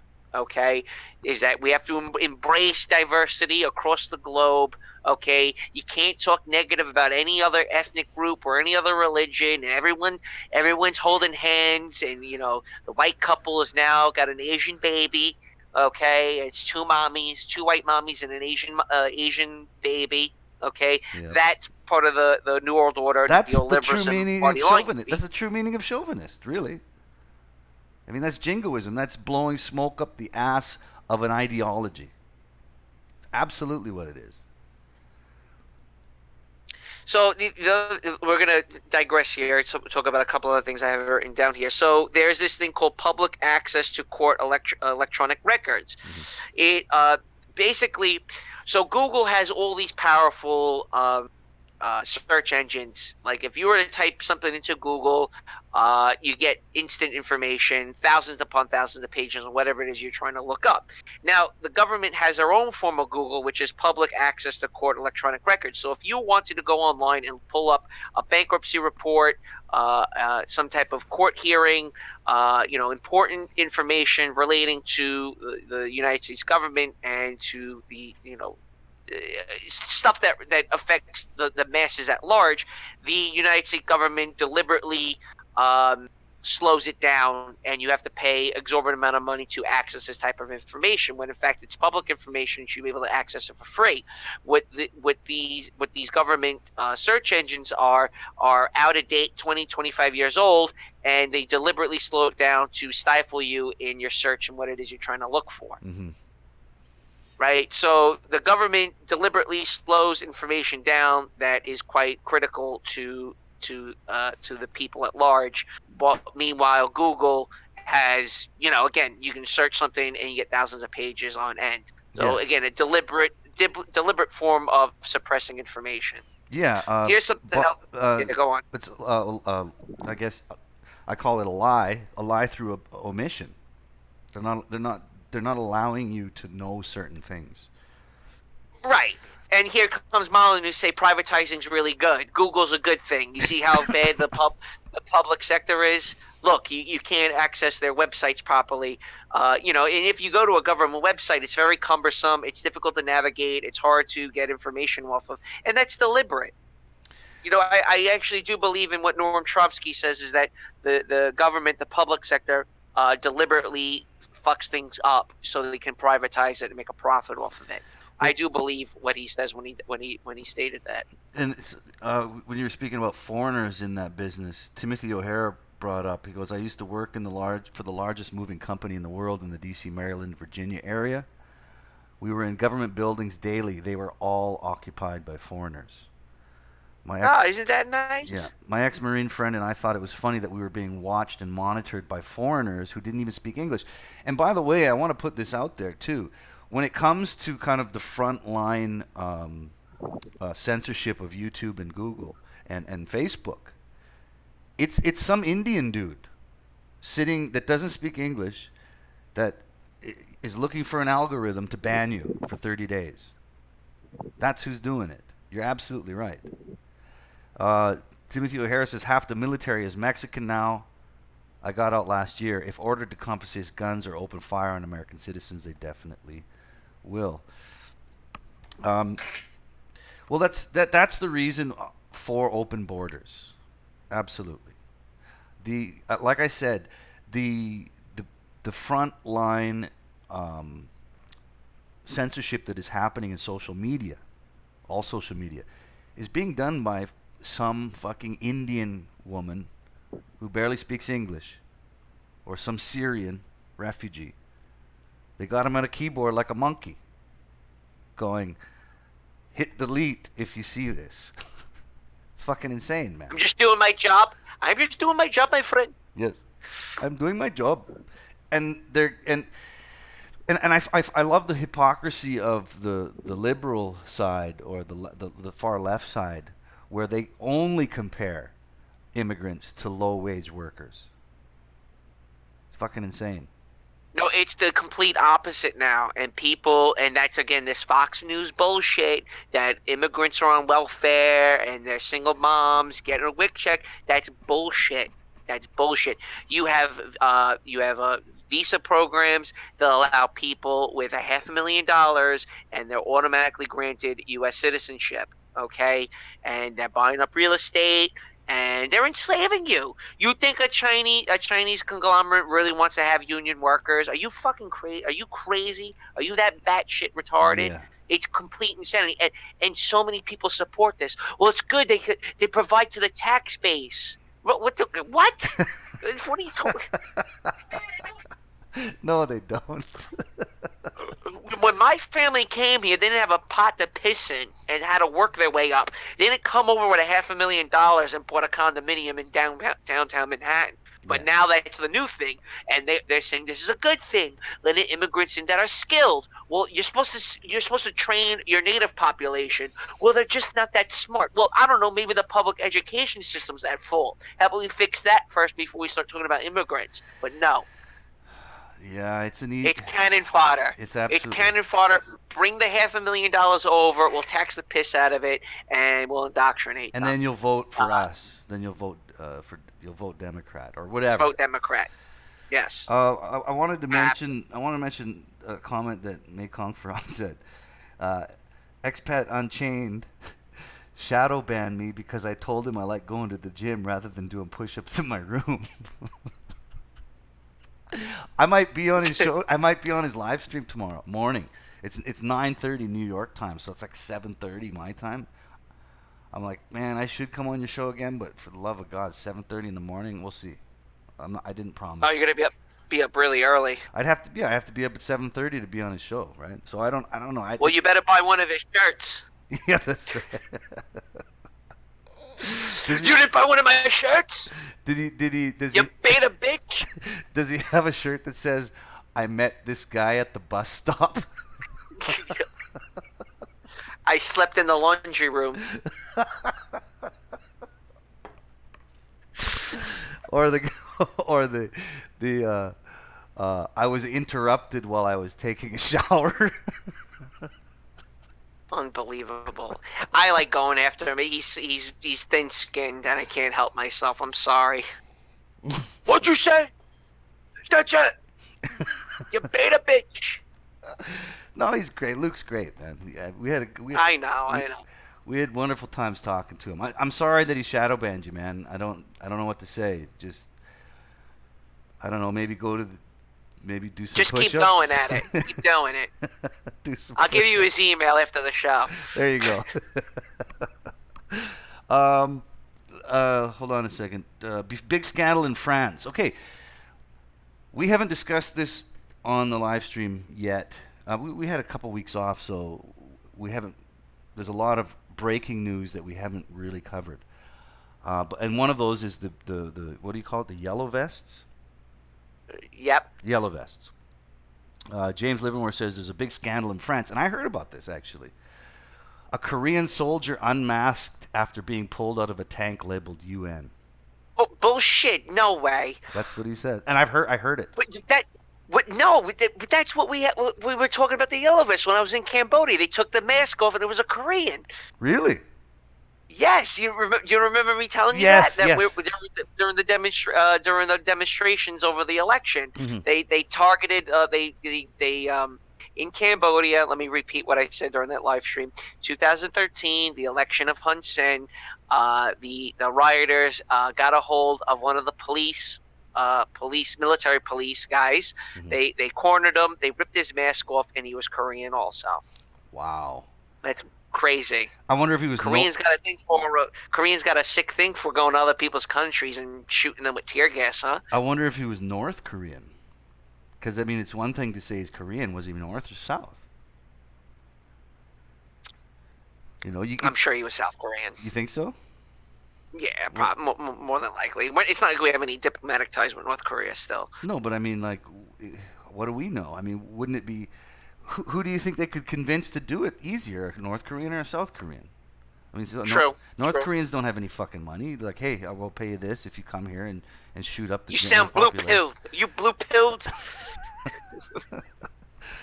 It's blue pill talk. I used to tell, when I was working at the liquor store with the Koreans, I used to tell the customers, like, I'd say, like, these guys, they're North Koreans, and they're being, like, strategically put into our country to run convenience stores and liquor stores for the final takeover.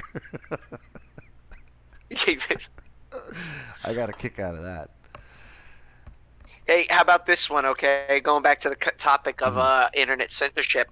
Sweden was the first country to legislate to criminalize only the buying but not the sale of sexual service. Social work provisions aims to get people out of prostitution. The thesis is based on an ethnographic study of the 3 largest Swedish prostitution forums during a 2-year period. So feminists were reading male forums on prostitution, and they presented that to the Swedish government, and then they banned it. Wow, man.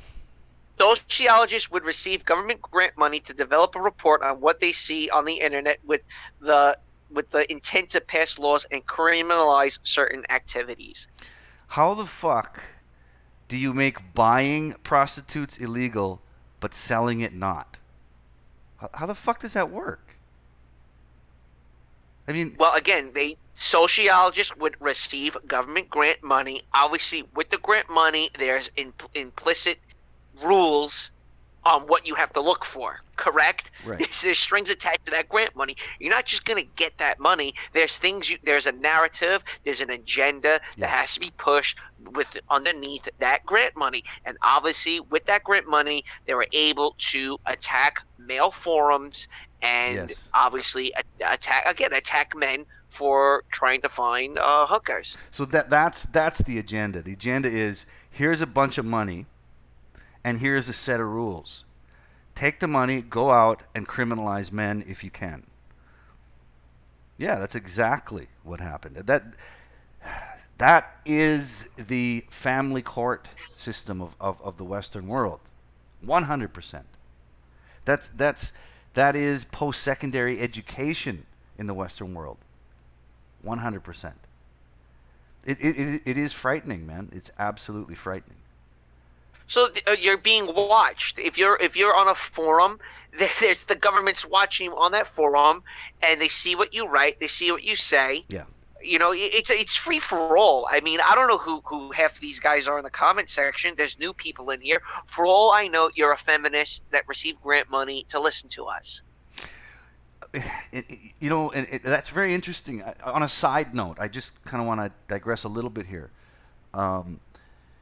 I've been watching a lot of documentaries on serial killers, right? You kind of got me interested in the concept of psychopathy and narcissism and that kind of stuff, right? So I've been I've been going through YouTube and finding different documentaries on serial killers, the famous ones in the past. And there's I'm not here to kind of explain the psychology of a serial killer. I just noticed something as I was doing the research. I noticed that in these documentaries, which are paid for by some production company to put together, and released on television and now on the internet, but within the narrative of all of these documentaries, there's a common theme that I heard, and I often heard it echoed by the people being interviewed. And that theme is, he hated women. He hated women. He hated women.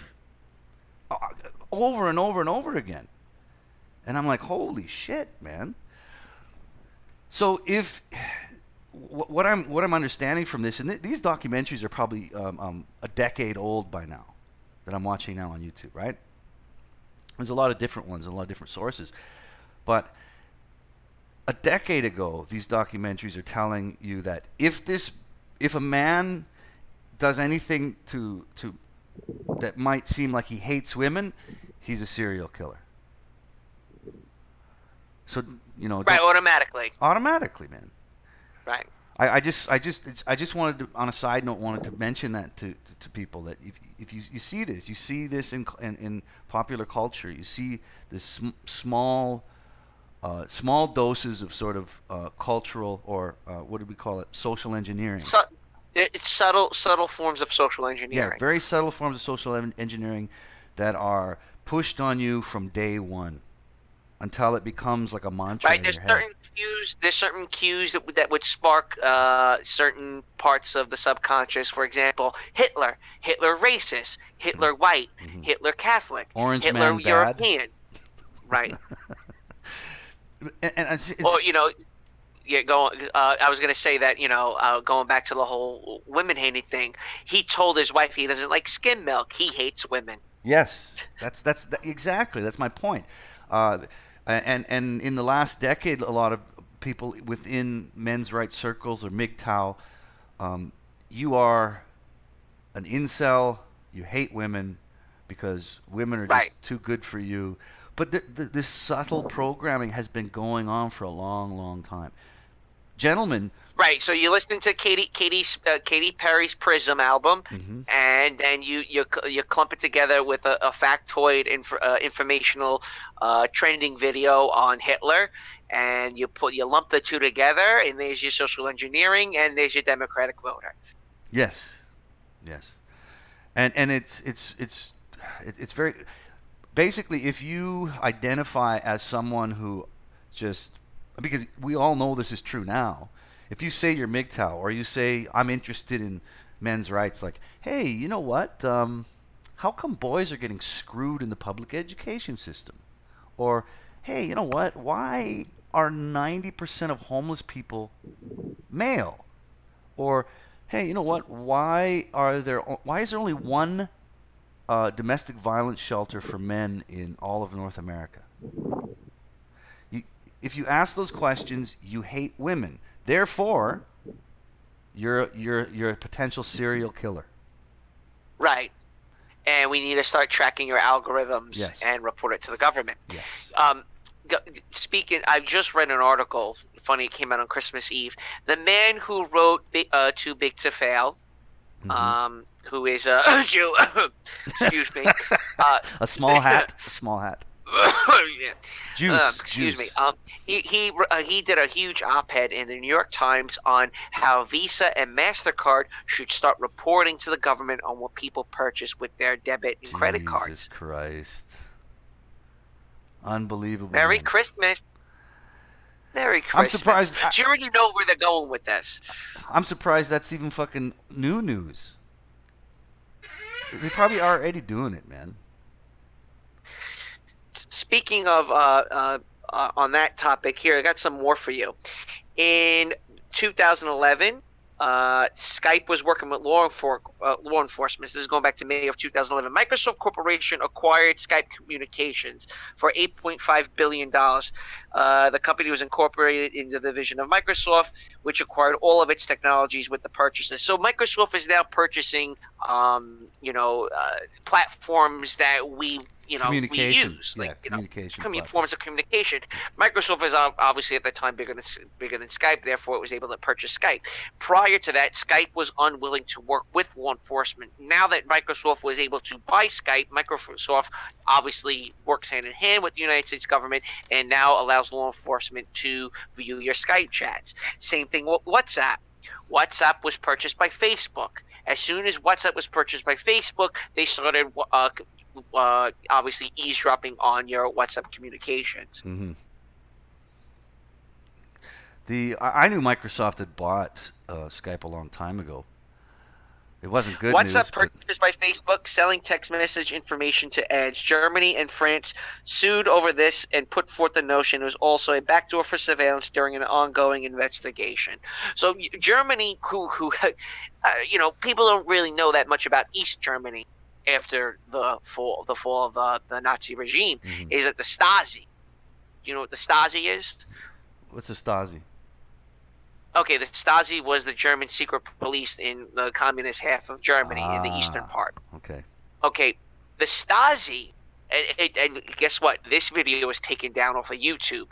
There was a great YouTube channel that showed how government was surveilling you, okay? They showed you how China does it, how China blocks IP addresses and stuff when you enter their country, and they did a huge a huge lecture on the Stasi. Obviously, during the 1970s, 1980s, they didn't have that type of technology we do now. But what the Stasi used to do is whenever they got an inkling of a political descendant, they would go into that person's house when they were at work and just take hundreds of photos of everything in that person's house.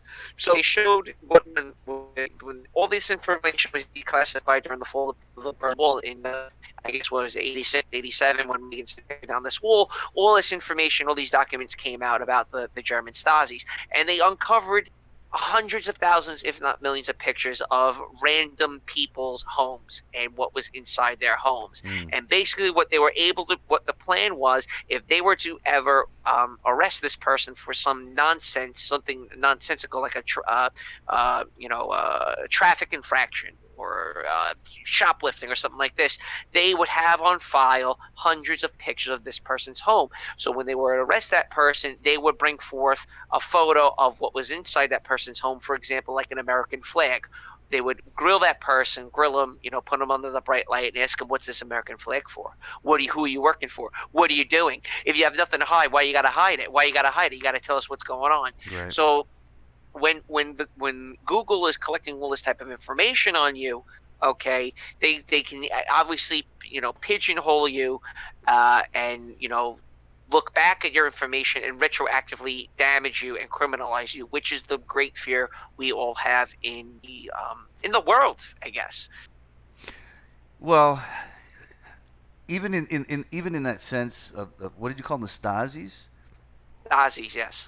Even in that sense, back when the technology wasn't around, who's to say they couldn't have planted something and taken a photo of it in your house? Why not? Why not? Yeah, exactly. That's not mine. Prove it's not yours. Yeah, here's a picture of it in your house. It's funny, on what you just said. My friend who's been arrested, on numerous amount of times. He eventually, once you get experience being pulled over, harassed by cops, arrested, being on probation, being on parole, drug tested, having a parole officer, you start to learn the ways around the law. So he used to tell me tricks about when you get pulled over. Mm-hmm. So, for example, I blew through a stop sign. And my friend who's been arrested numerous times was in the car with me at the time. As I'm pulling over, getting my information out, my friend turns to me and says, "Tell him you didn't go through the stop sign." I go, "What?" "Tell him you didn't go through the stop sign." Watch what he says. Mm-hmm. All right. So the police officer comes up to me. He says, "Do you know why I pulled you over?" I go, "No." you went through a stop sign. And my response was, no, I didn't. And then it turned into, yes, you did. No, I didn't. What are you talking about? And it kept going back and forth, back and forth, back and forth. And eventually the cop gave up. It was brilliant. Yeah, it makes sense. Absolutely brilliant. And then he told me, and the next time he still gives you the ticket, you plead not guilty. Mm-hmm. Plead not guilty. And and this is from my hippie mom, also stated the same thing, is you make them pay. You make them pay. Right. Okay, when you plead not guilty and you go to the court system, it's a form of anti-authoritarianism. You're making them pay, and it's a form of breaking the system. If you all plead not guilty, say no, I'm not paying. No, I don't know what you're talking about, and you just grind them down, slow the system down when you do things like that. Mm-hmm. It's just saying yes, I'll pay this ticket. Yes, I'll get a traffic infraction. Yes, I want points on my license. Yes, I want my insurance to go up. Just say no. And I was doing 100 miles per hour. I had to go on. No, I wasn't doing 100. I would have been arrested. I think I was doing like 80, 85, right? Get pulled over. I plead not guilty. I had to go to court at least 4 times. And eventually the $500 speeding ticket was gone. And I didn't get anything on my license because I just kept wheedling him down, kept wheedling down the police officer. You're not going to show up. You're not going to show up. And he just never showed up after 3 court appearances. Wow. Well, that's how the Gestapos work, man. The Stasis, the Jugels. Yeah, the Jugels. It's all based on this sort of air of authority. So they drain you through their air of authority, and basically they're overreaching control. The average person doesn't have that much time, money, and energy to deal with that kind of shit. Well, the new thing now, again, upon my research the past week or so, is that the Department of Homeland Security will let computers predict who might be a terrorist on your plane or that's booked a flight. Well, who defines what a terrorist is? So now what the Department of Homeland Security plans on doing is going back into your computer history and look at all the videos you watch and determine if you're worthy of flying on a plane or not. Right. Okay, instead of a watch list limited to actual known terrorists, the government has built a vast system based on unproven and flawed premises that it can predict if a person will commit a terrorist act in the future. This is part of the ACLU, a national security project. So the ACLU is completely against this. On that dangerous theory, the government is secretly blacklisting people as suspected terrorists and giving them the impossible task of providing themselves innocent of the threat they haven't even carried out. So this is like Minority Report in a sense, yes. like the movie with Tom Cruise. Yes. It's like, is it Minority? The Tom Cruise one, what was the one where they could predict the criminal? That's Minority Report. Oh, that's Minority Report. Okay, yeah. I've seen that. Yeah, it's thought. Cool movie. It's thought policing, is what it is. I mean, it's the fucking, it's our master's wet dream, man. It's our master's Well, this wet goes dream. back to the echo chamber. This goes back to the echo chamber on the internet, is that if you keep getting stuck in this form of algorithm where all you're seeing is, let's say, what is it? What's the Red Ice? Red Ice TV? Mm-hmm. Right. So you start watching Red Ice TV, and then you venture into like I don't know, like a Hitler Youth documentary, and then you start listening to all these extreme far right, Ku Klux Klan type of videos and stuff. Of course, you're going to wind up being blacklisted. But the algorithm put me in that. Forced me into that corner. Yeah. Right. It's a form of nudging. It's a nudge. You're going to watch this. You're going to like this. Well, I've been watching a lot of serial killer documentaries, so I'm definitely a fucking woman hater, and I'm definitely being pigeonholed into that direction, 100%. Well, there's a black list and then there's a blue list. The blue list would be people like that probably watch Red Ice TV and Corbett Report and maybe Alex Jones for that extent. Mm-hmm. Well, do you want to go through that bookmark over 400 links? Absolutely. Okay. Do it up. All right, we're gonna go into this. This is pretty fascinating. Lamprey just sent it to me today. I hadn't seen it yet. I'd heard it in social media. I heard rumors and rumblings and whispers about it. So I'll share the screen with you guys so you can kind of read through it with us. Hold on a sec here. All right. So this is from a site called Government Slaves. This is a year old, man. Not a year old. It's It's 6 months old. 6 months old article. Bookmark this. Over 400 links Google doesn't want you to visit. The war on truth has reached a fever pitch as Google has made it their mission to annihilate the independent media. The new media, that's in quotes, weak quotes, led by the likes of InfoWars, Breitbart, Natural News, and many other great independent sites will have an uphill battle when it comes to getting their content in front of readers. Google has announced it will be doubling down on their Orwellian practice of making stories disappear from their monopolistic search engine, outlined in their Gestapo-like 160-page handbook, which the link's there if somebody wants to look at it. Google describes exactly how they plan to suppress any information they deem unfit for readers, highlighted at the bottom, page 108. Google states, pages that directly contradict well-established scientific or medical consensus. Flat Earth is gone. Anti-vaxxers are gone. For queries seeking scientific or medical information, unless the query indicates the user is seeking an alternative viewpoint. Pages that directly contradict well-established historical facts. Anything true about 9/11 is gone. Anything true about World War II is gone. Unless the query clearly indicates the user is seeking an alternative viewpoint. These two guidelines provided by Google should set off alarm bells to anyone who has a thirst for knowledge or anyone that has the audacity to examine both sides of a topic. Now I'm going to pause there for a second.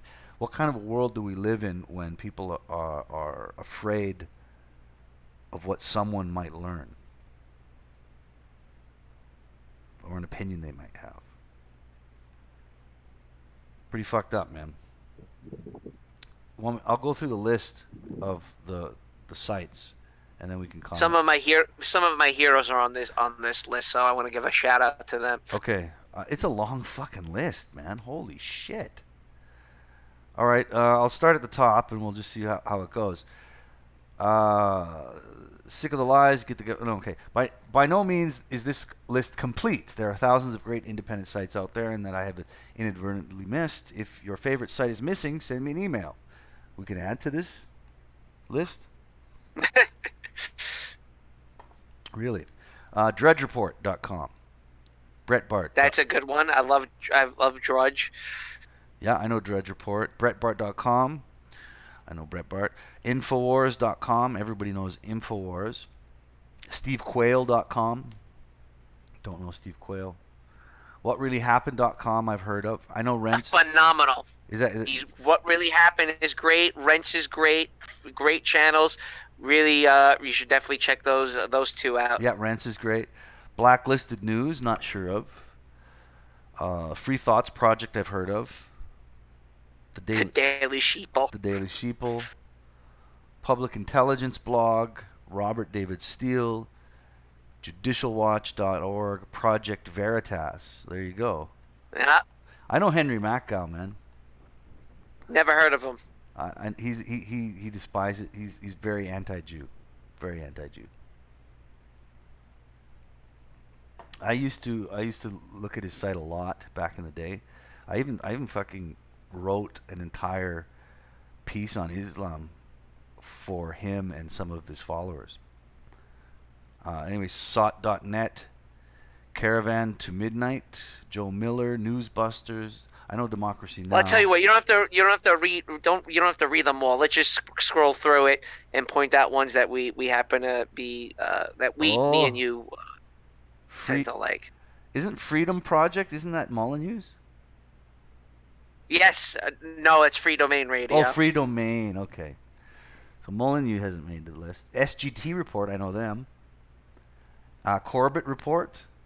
Great. There you go. Great. You guys should watch Corbett Report. That's fucking fantastic. But don't click on any of these links because you'll just get you'll become a terrorist.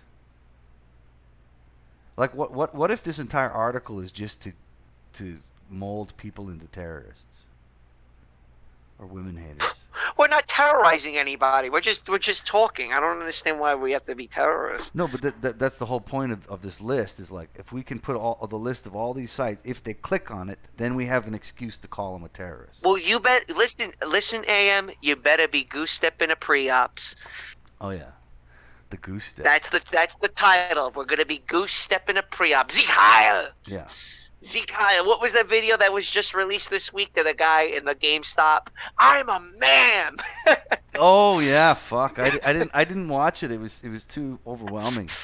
Dude, everyone was laughing. I know they memed the hell out of it. But what happened? The young kid is like, I said, guys, I'm a man, and you see him just holding back a smirk, and there's like this fat Hispanic guy like just looking at this like, what the fuck is going on? The guy had been like 6 foot. He was built, blonde hair. He was clearly a guy, and he just had a purse on with a perm and makeup. He probably played women's volleyball too. Well, listen, that's who you're going to be saluting in the future, so you better get used to it. Christ. Goose stepping to pre-ops. Jesus Christ. Well, the next Hitler is going to be a ma'am, I guarantee you. And he's going to look like... An it, a they. Yeah. He's going to look like... he's going to look like Prince Adam of He-Man. Call himself a ma'am and play women's volleyball and just win every time. Well, let me see what else is on this list. USA Watchdog, WND. WND is a little too far right and crazy. The Gateway Pundit, that's a really good one. Town Hall, that's another good website. Paul Craig Roberts, who I love, he's an awesome character. Refugee Settlement Watch. Now, this website, it tells you where all the refugees are being relocated in the United States. Nice. I don't see how that could be. So, nice. You know, I wish they had one of those for Canada. Yeah, right. LouRockwell.com, another phenomenal channel. Yeah, I know Rockwell. Conservative King. A lot of these Ron Paul Institute. A lot of these channels have very livid opinions about Jews and the Jewish. Well, David Icke is right there. DavidIcke.com. Yeah. Some SGD report is very pro-Trump, like almost religiously pro-Trump. Pretty weird. But I a lot of these people I watch. I watch to get different opinions. TrumpNews.com. Nice. So apparently, Google's telling you if you go to Trump.com, you're on a watch list. Yes. He's the president. He's the president. Yeah. So like your average grandmother is like doesn't really know how the internet works, but she wants to learn about what Trump is doing. So she types in TrumpNews.com, goes to the site. She's a fucking terrorist. Sorry, Grandma, you ain't flying. But he's the president. That's what blows my mind away. Exactly. He's the elected official of the United States, and Google's telling you shouldn't be going to Trump.com. Think about that. Yes. I don't think people. I want you to really understand that. Really wrap your fucking mind around that concept. Google doesn't like you going to the president's own website. Yeah. Which is frightening because what's going to happen after Trump? Yeah, that's something I've been thinking about too, and it does scare me a little bit. Because as far as I'm concerned, Trump he's just another puppet in a long stream of them. But he has a purpose. He's there for a reason, man. He's there for a reason, and he's doing his job. Well, the thing that I'm not happy about Trump, and my dad's finally starting to listen to a little bit of what my tune is. As much as I love my Donald fucking J. Don't get me wrong. Mm-hmm. And we will have the Trump Whisperer on soon. I will promise you that. Okay. But I'm digressing here for a moment. Is that has Trump done anything about Google? Has Trump done anything about Facebook? Has Trump done anything about social media? Has he silenced CNN? Has he done anything about MSNBC? CNN? Has he built the wall? These talking heads at night. Has he built the wall? Has he done anything that we want stopped? has he stopped any form of the social engineering? Has he drained the swamp? Has he put Hillary Clinton in jail? You know, I say my theory is Obama pardoned her right before he left. Well, I had a conversation with my brother while he was visiting about POTUS and American politics, and I compared it to professional wrestling. And I'll put it this way. This is how I described it to him, because people, American politics is no different than professional wrestling. If you watch the WWE or you watch the WWF or you have any concept of professional wrestling, American politics is exactly the same. If you want to understand American politics, go watch McMahon's WWE. Then you'll really, really understand it. And let me explain. Trump is a perfect heel. In wrestling, there's heels and faces. The faces are the good guys. The heels are the bad guys. And what a heel does, what a good heel does, is he draws heat. He gets the fans to hate him. But they love to hate him. So I compare Trump to Rowdy Roddy Piper, who was a Canadian, by the way, Canadian wrestler. Beautiful man. I saw him wrestle. Great wrestler. But one of the greatest heels of all time. This man could draw heat like nobody's business. You loved to hate him. When he entered the ring, you booed him. And you booed and you booed and you booed. And that's what you did because you loved it. It felt good. He's the bad guy. Trump is the Rowdy Roddy Piper of the wrestling politics of America. He is a good heel, draws heat, and even the people that hate him love to hate him. That's the whole point. When a heel enters the arena, you boo him. Mm-hmm. Very few people cheer him, but regardless of whether you're booing or cheering him, you're loving to do it.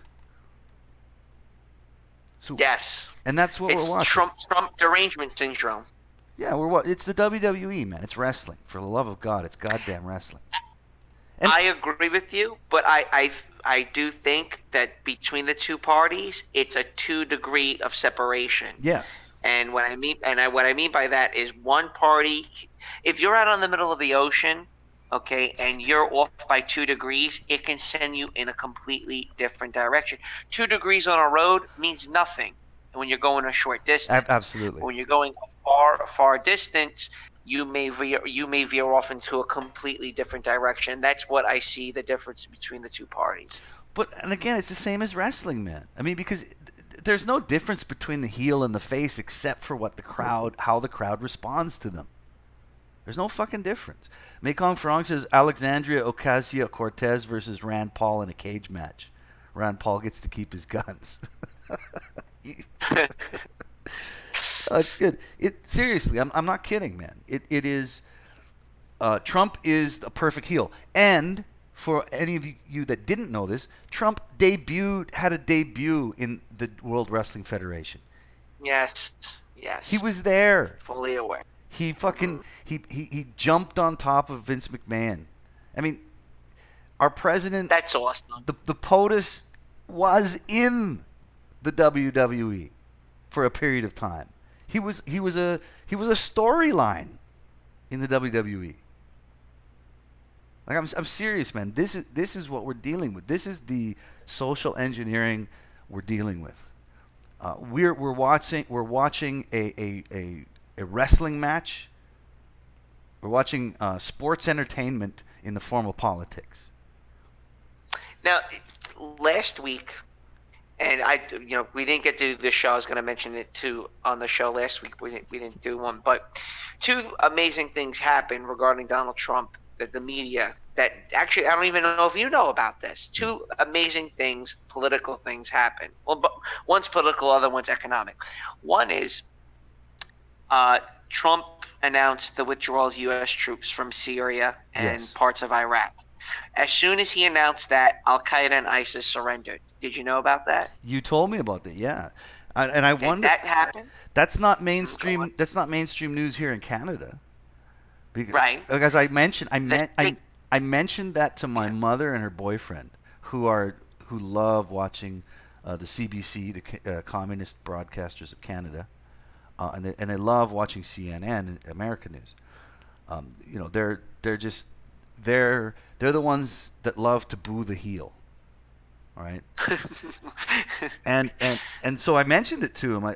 Could you imagine telling somebody that, hey, Roddy Piper's actually a really good guy, that hates him so much? It doesn't function in their mind. Right, and it fell on deaf ears because it didn't come from CNN. They don't believe you that happened. Absolutely. Well, and they even said they even contradicted that statement by saying, "Oh yeah, he did do that, but then he changed his mind." And I was like, "What? No. What?"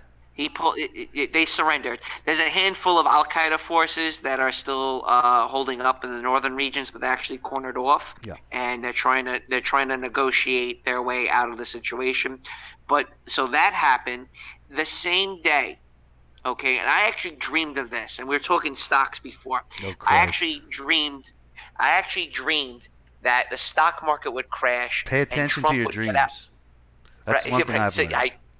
Pay attention, right? Yeah. I fantasized about the stock market crashing and Trump getting out there.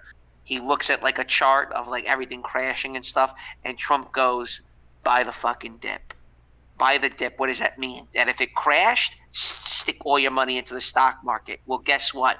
The day the stock market crashed, at 10 o'clock at night, he told the news, I think this is a great buying opportunity. The next morning, the stock market had the greatest rally in history. It shot up over 1,000 points because Trump said, get out there and buy. Get out there and buy. And it skyrocketed. Buy the dip. I couldn't believe he said that. I dreamed of him actually ever saying that with such confidence. And people went out there and bought. Amazing. And media silent. The stock market rallied 1,000 points, and not a word from your mainstream media. Not even on your Google news feed did they mention it. Well, and here's the thing, man. If I could bring up a dozen articles or, let's say, videos or commentaries on that happening. I could bring it up. I could put it in front of my mother and her boyfriend's face and go, look, this happened. But Trump, I don't believe it. But he's too good of a heel. Jimmy Fallon said Trump is a bigot. Yeah, Trump is too good of a heel. He's Roddy Piper. He's Jake the Snake Roberts. All right? People love to hate him. They love to hate him. So it doesn't matter. He was The Rock when he was the people's champ. Well, and this is the thing is, if you have ever followed wrestling, as a kid I used to love it. I went to a lot of live shows and stuff. I mean, I really understand the art of what it is. Yeah. Any time that a heel turns face, his career is over. When a good heel turns face, his career is over. It's done. Give an example. Roddy Piper, perfect example. He was in the early to mid '80s. He was he was legitimately the greatest heel that existed at that time. Nobody could draw more heat. Not even Ric Flair could draw as much heat as Piper at that time. A few years later, somebody decided that he would turn face and become a good... Because a lot of the heels don't get to hold on to title belts for a long time. Mm-hmm. All right? And he was legitimate. He was a face of the organization. So eventually they said, well, we'll turn him face and we'll give him a title. And that was the end of his career. It was done. Nobody wants to cheer the greatest heel of all time. But I just mentioned The Rock when he was the people's champ. He was so hated when I was in elementary school, and then he became a hero.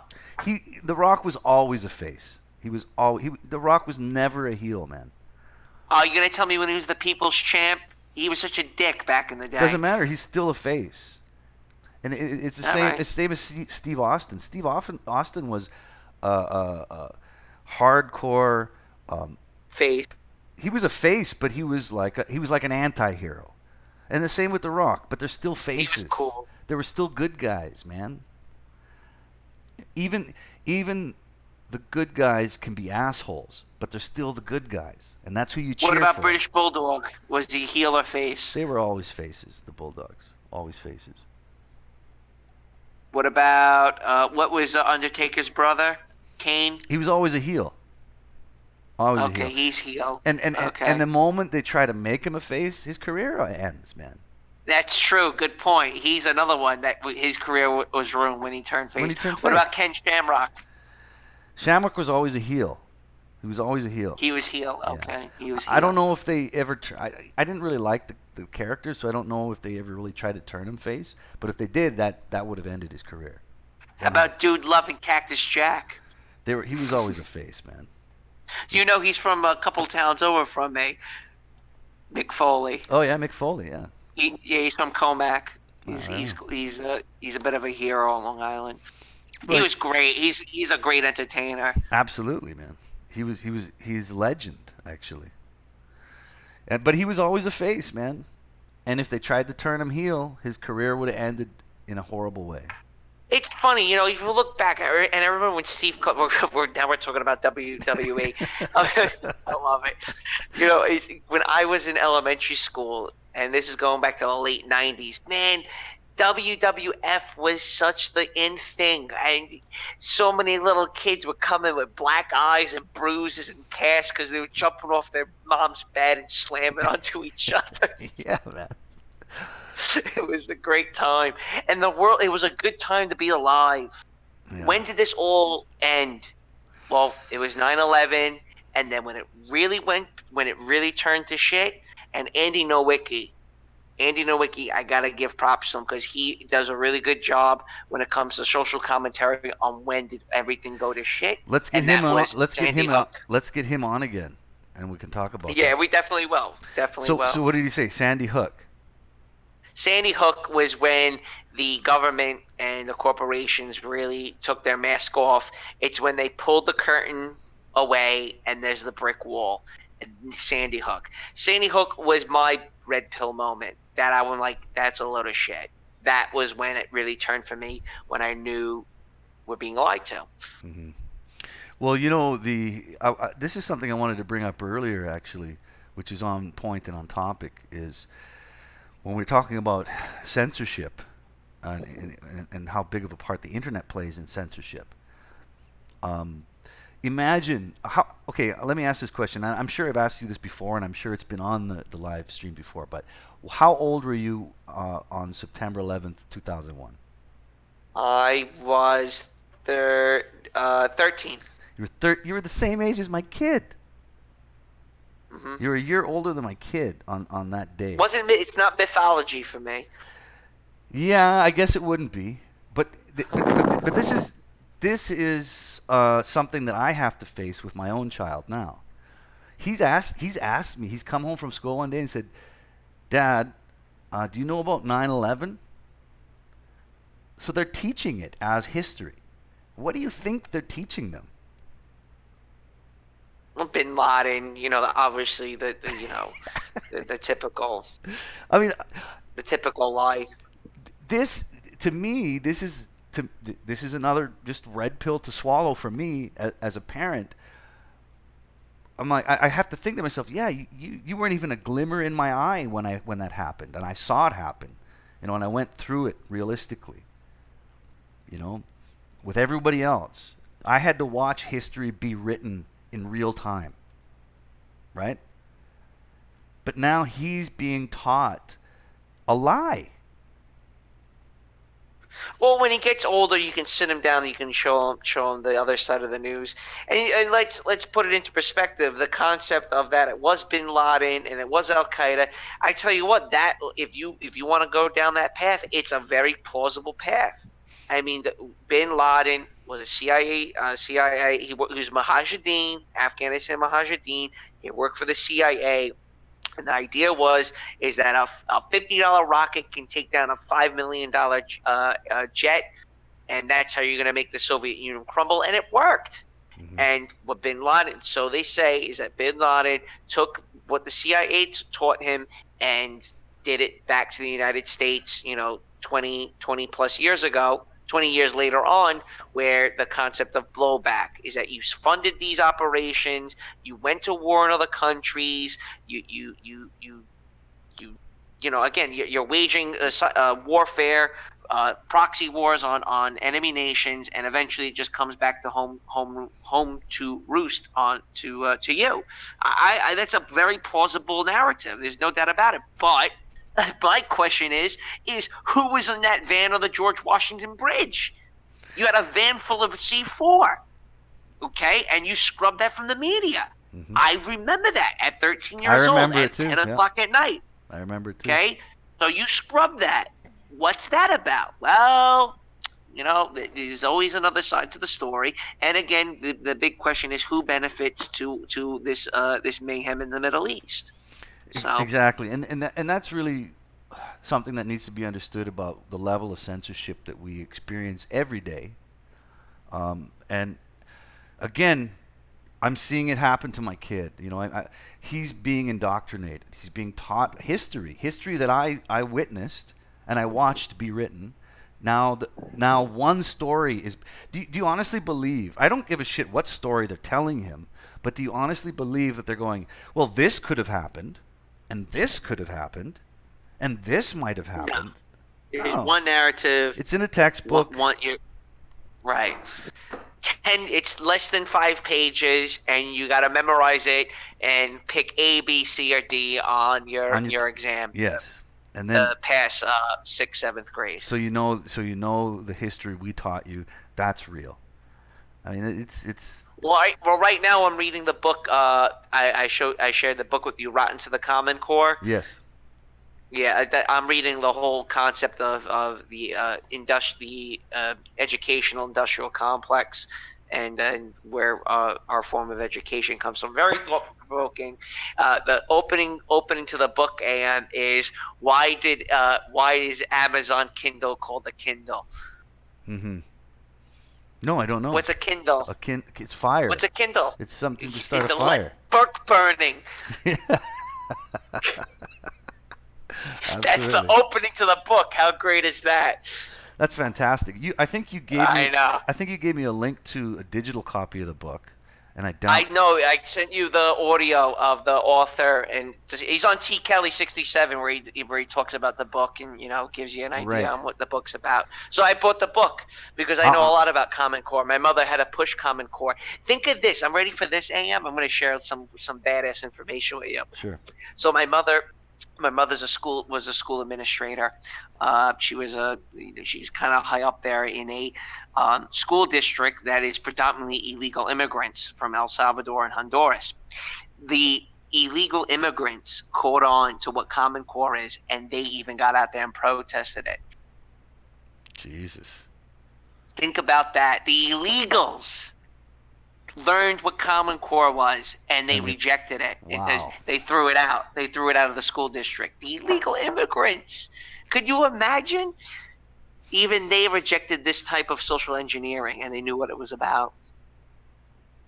Wow. Well, I guess the main theme for our show is not just censorship of the internet, but censorship is social engineering, man. It's lie through omission. That's all social engineering is controlling the information that goes in and out of the heads of the next generation is really what it means. And you got to be vigilant, man. I mean, I know a lot of MGTOW men probably won't have children, and good for you. Your choice. And in the end, you might, maybe you will, maybe even by accident. That there comes a point on that level. That's when you start to go, wait a second. Now, not only am I concerned about my own mental health, now I got to be concerned about this little kid that I created. And any man that's had one, you'll understand that single mothers don't think the same way. Not at all. So yeah, just Only the best for illegal immigrants. So she teaches MS-13 kids. Yes, she does. Yes, she does. Wow. So she They're teaches. not that bad. She teaches They're not that bad. the children of gangsters. Correct. That's correct. Are they not? They're not that bad. Well, wait a second. Obviously, the fathers aren't a part of it. No, well, let me explain to you. With because my mother's been was a teacher for so long, is that the MS-13 gang members were in my mother's class, and eventually they graduated, and then they had kids, and now she started teaching the kids, and they all love my mother, and my mother has a free trip to El Salvador. MS-13 would protect her if she actually went. How funny is that? Jesus.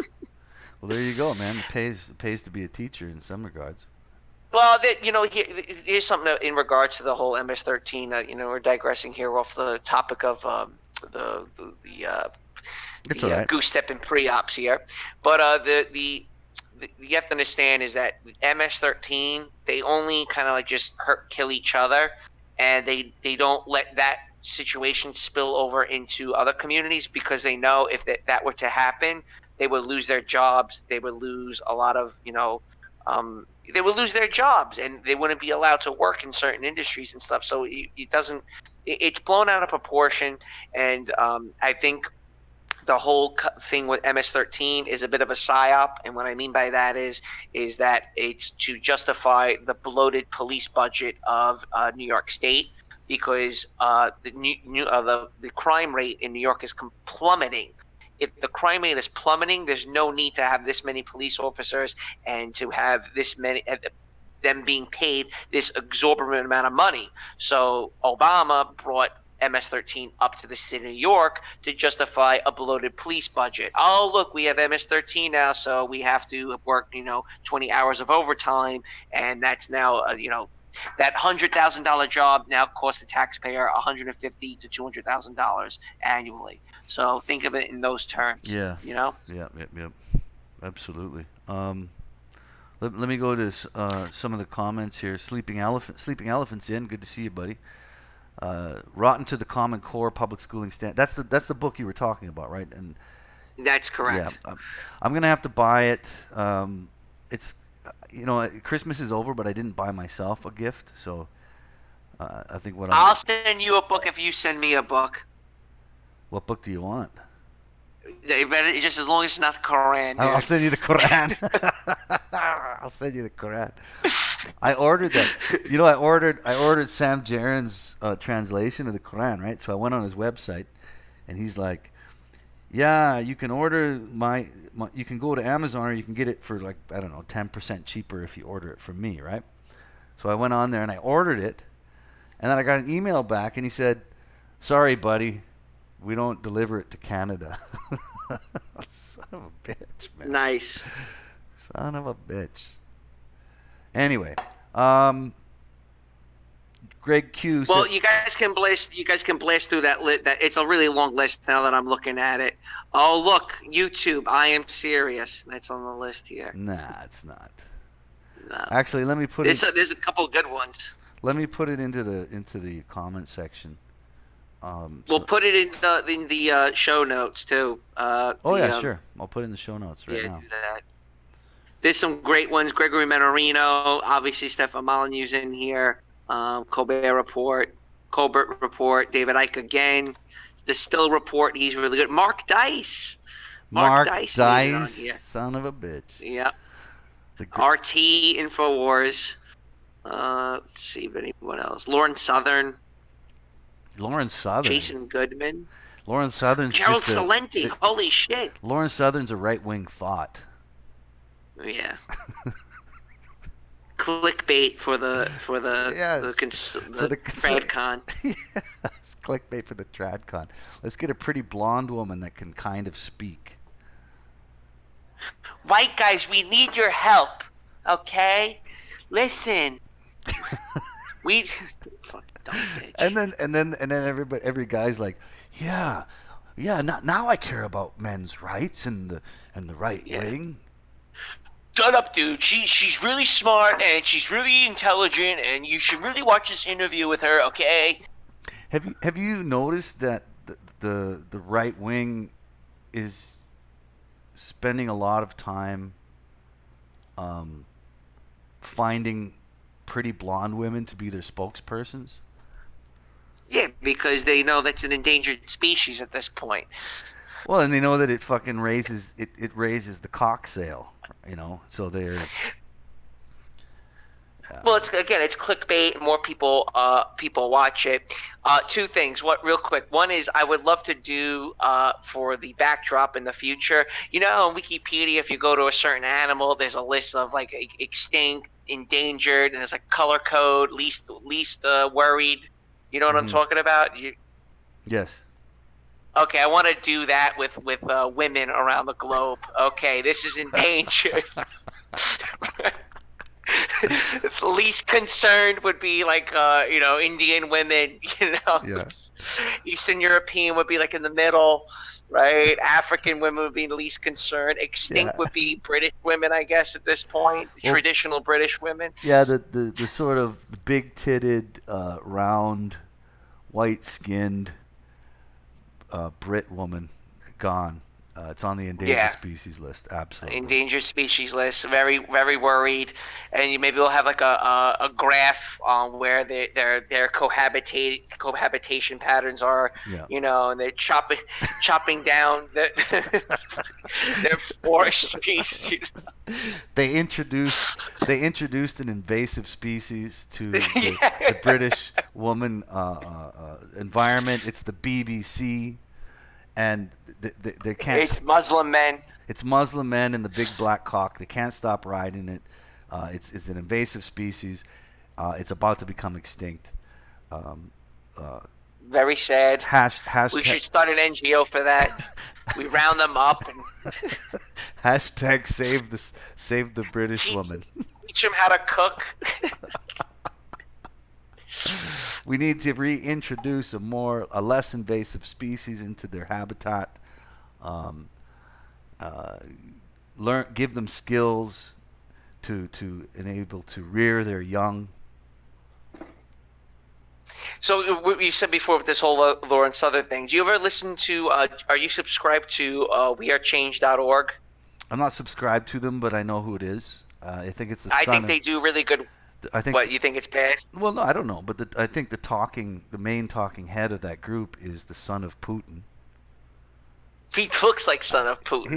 Exactly, he looks exactly like him. So I'm just saying that. But anyway, they did a really good I guess a good clip on the whole concept of clickbait on mainstream media. So, for example, you know how like MGTOW guys, we tend to pull up these ridiculous articles on what like some white bitch did to her husband in Who Gives a Fuck Kansas or some shit, right? And then all the MGTOW channels talk about it to no end, right? He brings up a great point, is that's clickbait for you to keep talking about it when there's really other things going on that you should be focused on. And the more and more you click on these things that have ridiculous titles, article titles, all you're doing is giving them revenue. And a lot of other, not so much MGTOW, but any other YouTube channel should really stop engaging in that type of behavior, because all you're doing is feeding the fire. Well, Facebook's very good for that, actually. I'm in Facebook. I'm in groups that are they talk about the title of the group is "Crimes Committed by Women That Mainstream Media Won't Cover." I mean, every day. Well, that's good. I mean, that's good. But I'm talking about, like, again, if Fox News is gonna troll you on, again, a black dude killing some white chick, don't click on that, because you already know it's a race baiting article. It's gonna make you mad. There's nothing you can really do about it, and it's not really news, because things like that happen all the time. You're gonna be in Putin's crosshairs. Luke Rudkowski, that's his name. That's a very Slavic name. I wonder if he is Russian. I wonder if he is Russian. That's the guy from... Hit the like buttons, guys. Come on. The fuck? I wonder if that's his fucking name. 19 views, 12 likes. Pieces of shit. No, we will not tell you the name of that song. You're never going to get that from us ever again. Never, ever again. We're going to tell you the name of our intro song. If you want to listen to the song, you can listen to the live stream. Yeah, Okay? there you go. Absolutely. You want to listen to the song, listen to the live stream. Because it's always there. It always comes Damn right. on. It's always there. That's right. So, Rutowski is Polish. Okay, maybe. A good channel. I really enjoy listening to him. He did. I subscribed to that channel when they went to Venezuela. That was really good when he went to Venezuela and covered the situation there. Mm-hmm. Really cool. No. I agree, man. I mean, he's talking about real shit. I still think he's the son of Putin, but whatever. He is what he is. Do you want anything else you want to cover before we? No, that's good. I'm a bit tired. That was a good show. Yeah, it was a good show. Let me just go through some of the comments, see if there's anything we want to mention before we leave. Comments, questions.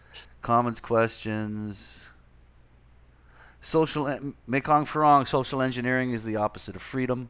Women love that shit. You're absolutely right, man. You're absolutely fucking right. They love that shit. He also says MS-13 is mostly 20-year-olds. Is that true?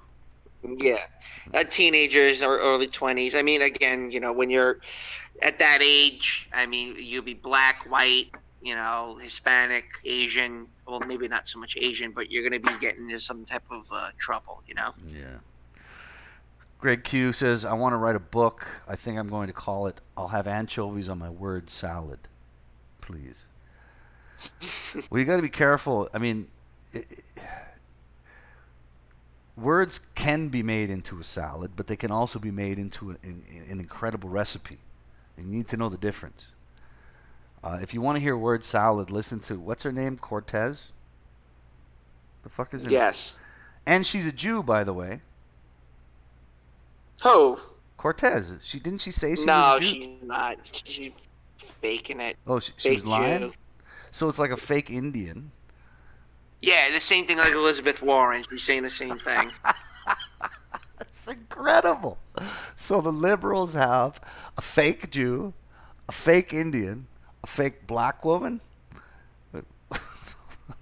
Oh, hey, how about what happened with Bernie Sanders? Oh, my God. Oh, yeah, we didn't bring that up. Can you believe it? Can you believe it? And I just want to make a point, and I think I said it on the last two live stream, is that the left is cannibalizing itself. And this leftist, let me tell you something right here. If anything's going to happen, if there's any way to stop this freight train from slamming into Western nations, is that the left is stillborn. That their revolution is coming out as stillborn. Well, it's like homosexuality, man. It can't reproduce.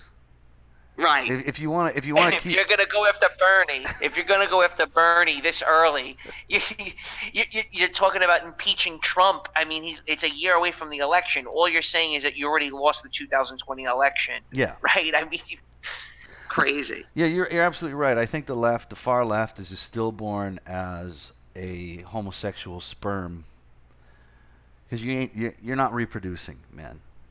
It's a dead end. And a funny thing is the sodomite movement needs to, in order to perpetuate itself, it relies on the corruption of children. You can't create and brand new sodomites without corrupting kids, which is why it continues to happen. And it's the same with the far left. The movement and its ideology is so parasitic that it eats itself alive. So the only way they can continue, they can't reproduce. It's impossible. So the only way they can continue is by corrupting the next generation with their ideology. It's pretty simple. You want a lie to continue, you got to keep lying to the next generation in order for them, in hopes that they'll believe it. It's the way it works, man. It's pretty sad. Pretty sad. And that's not. Yeah, so that's great that's happening, that they're gonna go after Bernie Sanders like that. I think it's just glorious. The people perpetuating the insanity are eating the ones perpetuating the insanity. It's glorious. It's amazing. I hope it continues. Hey, look, my brother made the point that he goes, maybe Trump is trolling them. He's sending in people into that camp just to destroy it. Mm-hmm. I mean, why not? Why not? Very possible. Like I said to you when I first met you, I'm a victim. Why can't I be a victim? Yes. Why not? Fuck it. Where's my reparations? There's a paycheck for it, right? Yeah, look, I can get an attorney. I can sue you now. I can be on in a cover story of the local paper. Right? I mean, it just keeps going on and on. Everybody wants to be a somebody today, and that may be our next week show, which is the hypermedia masquerade, social media hypermedia masquerade, where we're going to talk about how social media has bred this form of narcissism to levels that you can't even fathom, because you being on the internet, you're up against the entire world. So for you to stand out on social media, how you can stand out in the world, you have to do ridiculous, stupid shit. And we're going to get into that hopefully next week. No, it sounds great. It sounds fantastic. Yeah. I mean, we might even maybe we can get J Double Stuffed on. No, that's a chat with a sodomite. Yeah. All right, maybe another time we'll get the sodomite on. But we got to get him on. Yeah, absolutely. We got many questions. We got some other guests lined up. It's not, I'm not worried about guests and stuff. We have a lot of different MGTOW like content to cover. Yeah. We got single mom industrial complex we got to cover. We're going to do the Islam show. We have 2 Islam shows I plan on doing. Nice. One is Ayam being a Muslim, and we're going to be covering Gaddafi's Little Green Book, which is really perfect. Really, it's amazing. It's a beautiful blend of Islam and politics, and it's in most countries that have implemented Gaddafi's forms of actually only 2 countries, former Yugoslavia and Libya, and both those countries were crushed by the West. Yep. For having that form of economic and political base and government system. Well, so we got some good stuff lined up. Yeah. And on a side note, when you sprinkle your economic and political systems with the Quran, it pisses off the West. Yes, it does. It pisses yes, it off truly the does. West. Baathism. Yeah. Baathism was a secularism form of Islam that had a bit of religious underpinnings to it. Gone. Yes. Iraq and Syria both gone. Baathism. And one of the most, and this is just surface level, but one of the most basic systems that is a part of even brand Islam, even the Islam that is sold to the world. This is one of the basic systems that's still there. Whether you're more into kind of digging deep into what it is, or just the brand Islam on the surface, is the concept that usury is haram. Not allowed. It's forbidden. That's basic. I mean, that's pretty just I mean, for fuck's sake. Hey, look at the United States right now, for fuck's sake. What's really wrecking us? What's really destroying this nation? Usury. It's interest. Yes, it's usury. Yes. It doesn't take a rocket science to figure that out, what's really destroying this country. You're buying things that your ass can't cash, yes. Like the Limp Bizkit song goes. Yes. Full Nelson. Writing checks that your ass can't cash. You cannot afford that BMW. Okay, my best friend in Cambodia that I'm no longer friends with, he wrote a huge article for, I think, it's some well-known the Diplomat. You ever heard of the Diplomat? Yes. Okay, he used to write. My friend, I don't know if he still does, but he wrote for the Diplomat. And he wrote this huge article on how America, the clerk at the 99-cent store shops at the 99-cent store, and drives a 5 Series BMW. Can't do it. And that's America in a sense. Yes. And again, like I said, this is surface level shit. I mean, you don't have to fucking delve deep into these concepts to understand that on a real basic fucking level, all these countries that have been obliterated by the West all believe that the concept of usury is, in the Arabic language, halal. But what that really means is it's forbidden by God. You can't do this shit, man. I mean, that's what we push onto the world. We push sodomy and usury. Yes. That's what the Ayatollah said. America is the great Satan. Why? Sodomy and usury. Mm-hmm. So you got to understand. I mean, as soon as you know that, then that we can go into a lot about Islam on that respect. But as far as we're speaking today, and you bringing up Gaddafi, yeah. This is why it's happening. I really truly want to do a Gaddafi show at you. Yeah. I really do. I know it's something you would really appreciate. Absolutely, man. The Green Book, I think I have it actually.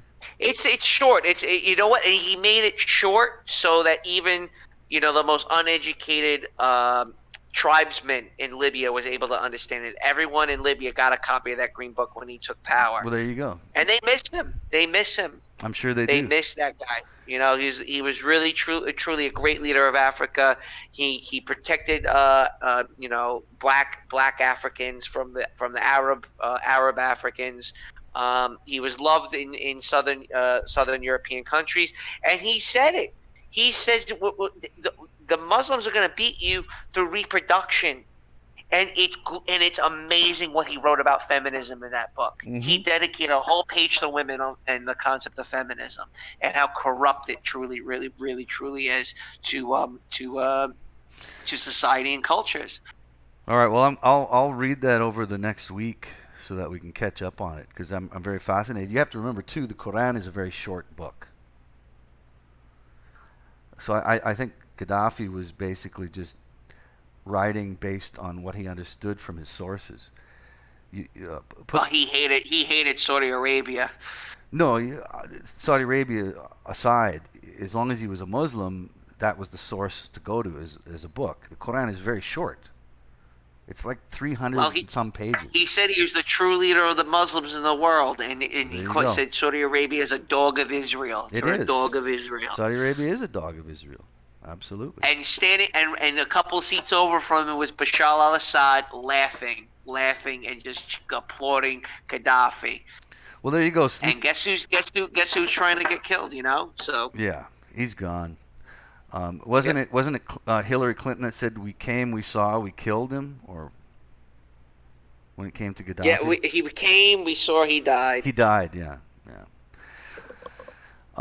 So Green Book is on Amazon or Kindle. It costs $1. No, you don't even have to download off Amazon. There's like 4 or 5 PDF versions you can download. I have it already. I know you sent it to me. I just got to go through all my books on hard drive and pull it out and read it. All right, guys. His UN speech was great. He had a great UN speech. There's great speeches he's made. He was something else, man. And I was pretty. I was like, I don't know. It happened in 2011, so I was kind of excited to hear that. I'm like, oh right, dude with a Yankee cap on fucking killed Gaddafi. I was like, yeah, it's really cool. And then shortly after that, Syria unfolded, and that was part of my red pill moment because it coincided with Sandy Hook. Yeah. So when Sandy Hook happened, the war in Syria broke out, and that really unfolded for me and woke me up to it was a bit of my political awakening on many levels. The wrestling match, you realized that wrestling was fake. I mean that's the thing about little kids. Like when I was a little kid, I loved wrestling, but I believed it was real. You know what I mean? I believed the heel was the heel. I used to debate when I was like 8, 9 years old with like my brother and my friends. Like, no, it's real. No, look at him. Look. Yeah, when you're a kid, of course it is, man, because you don't know better, you know? I mean, my kid thinks what they're telling about him about 9/11 in school is real. So as a kid watching wrestling, you're just like, that's the bad guy, that's the good guy. I cheer for the bad guy, I cheer for the good guy, I boo the bad guy. I can like both. I can love the bad guy. I can like the hero and I can like the bad guy, but I have a role to play here. In the end, I have to cheer the one and boo the other. You know, and you think it's real, man. You think that when he gets hit over the head with a steel chair, that he actually gets hit over the head with a steel chair, and just he might be bleeding, but he stands up and he keeps fighting. That's politics, man. That's world politics. It's a wrestling match, man. You know. All right, let me on the ending note. I just want to mention this to everybody, and there was a couple other things I didn't get to mention, but I can probably loop them back in at some point later on another live stream. On the ending note, guys, the question is: this live stream, your text messages, your emails, they are in fact being recorded and stored. They are being recorded and stored at the Utah Data Center. It is a 1.5 million square foot data center, huge government facility. It's under heavy security, armed security. It's like an Area 51. You guys can look it up. It's called the Utah Data Center. It was opened up not even 5 years ago. Of course, we all need to understand. Of course, it's in Utah. It's in the Mormon fucking state. Right. Naturally, it's in the middle of the fucking desert where not many people venture. It costs $40 million a year in power alone. In electricity bill, their electricity bill a year is $40 million. Jesus Christ. So all the information, everything that you do is just being funneled back into this huge collection facility. It's something that we all need to be aware of. I think the more important thing is how new this data center really truly is. It's not even 5 years old. We've come a long way in the age of information, but we need to understand now is that things like this, the Utah Data Center, as I've just mentioned, it's in its infancy stages, and we need to be aware of it. 1.5 million square foot server. Basically a massive server. You know, there was that movie with like Gene Hackman and Will Smith. What was that movie with Gene Hackman and Will Smith? Christ, I forget the name of it. What the fuck was it called? Where they keep trying to track down Will Smith. Yeah. I know the movie. I don't remember. So in the one part of the movie that stands out to me is Gene Hackman says in the early 1980s in Kansas, every time you said the word bomb, terrorist, or some type of code word, it would get your phone Enemy of the state. Would get there it is. Enemy of the state. Thank you, Greg Q. Okay, continue. Okay. So something that stands out to me is what Gene Hackman says is that if you say a keyword over the telephone when communicating with somebody, that telephone would be tapped. It would be recorded and flagged and stored in a database in Kansas. Mm-hmm. That was 40 years ago. Now, I looked that statement up. That was true. And think about that. That was in the 80s. Could you imagine what they have now that we don't even know about in something like the Utah Data Center on what it is they're actually recording? Your whole life, everything about you is more than likely stored at that facility, which is pretty worrisome and quite nerve-wracking. And on the day New Year's Day this year, January 1st, 2019, I got an email from Google telling me, look back at year 2018 at all the places you've gone. Mm-hmm. They told me how many miles I've traveled. I traveled. They told you to do that. Click on it so you can see everywhere you've been. Yeah. I traveled 38,000 something miles last year, 1.5 times around Earth's globe. They told me what restaurants I went to the most throughout the year, what form of transportation I enjoyed, what form of transportation I used the most. It was quite interesting. Well, But at the same time, as much as it creeped me out, I'm actually kind of cool that I actually have that thing to look back on and look at my life. That's what they expect. It's really cool. But that's what they expect. They want you to be nostalgic about it. They don't want you to get freaked out about it, and that's why they do it. That's why Facebook has, like, every year they send you this link that says, "Oh, look at all the things you've done over the year. Isn't it great to think about it? Look who you've spoken to. Look who you've made friends with. Look at the messages you've sent." They do that all the time, man. And the sad thing is that my son's generation, that's just going to be normal for them. It's like, oh, look, they're going to get nostalgic about the fucking government tracking them. You know, and that's very, very, very sad. Sleeping elephant, Fresh Prince. That's funny. But you know what? If the day comes that goose stepping pre-op knocks at my door over something that I wrote about pre-ops in 2017, is that a world I even want to is that a world I truly want to be living in? No, nobody does. Exactly. And before we leave, Joseph Dunphy, are you a Jew? Because you have a problem with Mekong Farang making fun of Jews? I mean, we don't care if you're a Jew. I don't know. You guys are like, where's the moderators in here, man? Yeah, where did the moderators go?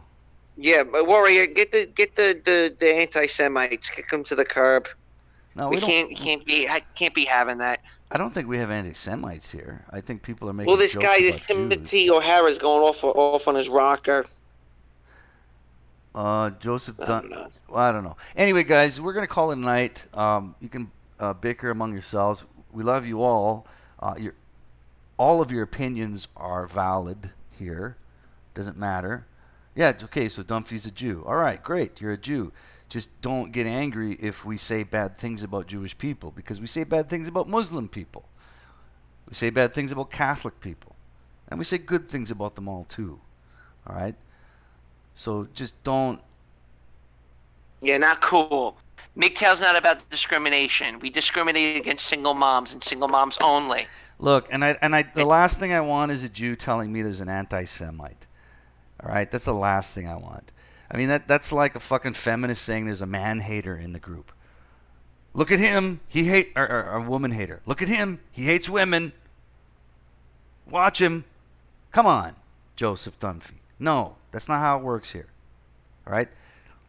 The only rule we love all. No. The only rule I have in the chats is there are no women, no trannies, and no sodomites. And if you're one of those three, and you can trick me into thinking you're not, then good for you. But besides that, those are the only rules. You want to come into this chat and someone says shit about Jewish people and you can't handle it, the door is over there. And that's the same for everybody else. Only three rules.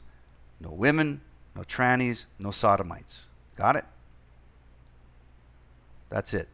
Anyway, guys, we're going to call it a night. I don't want to get too wrapped up in what's happening in the chats.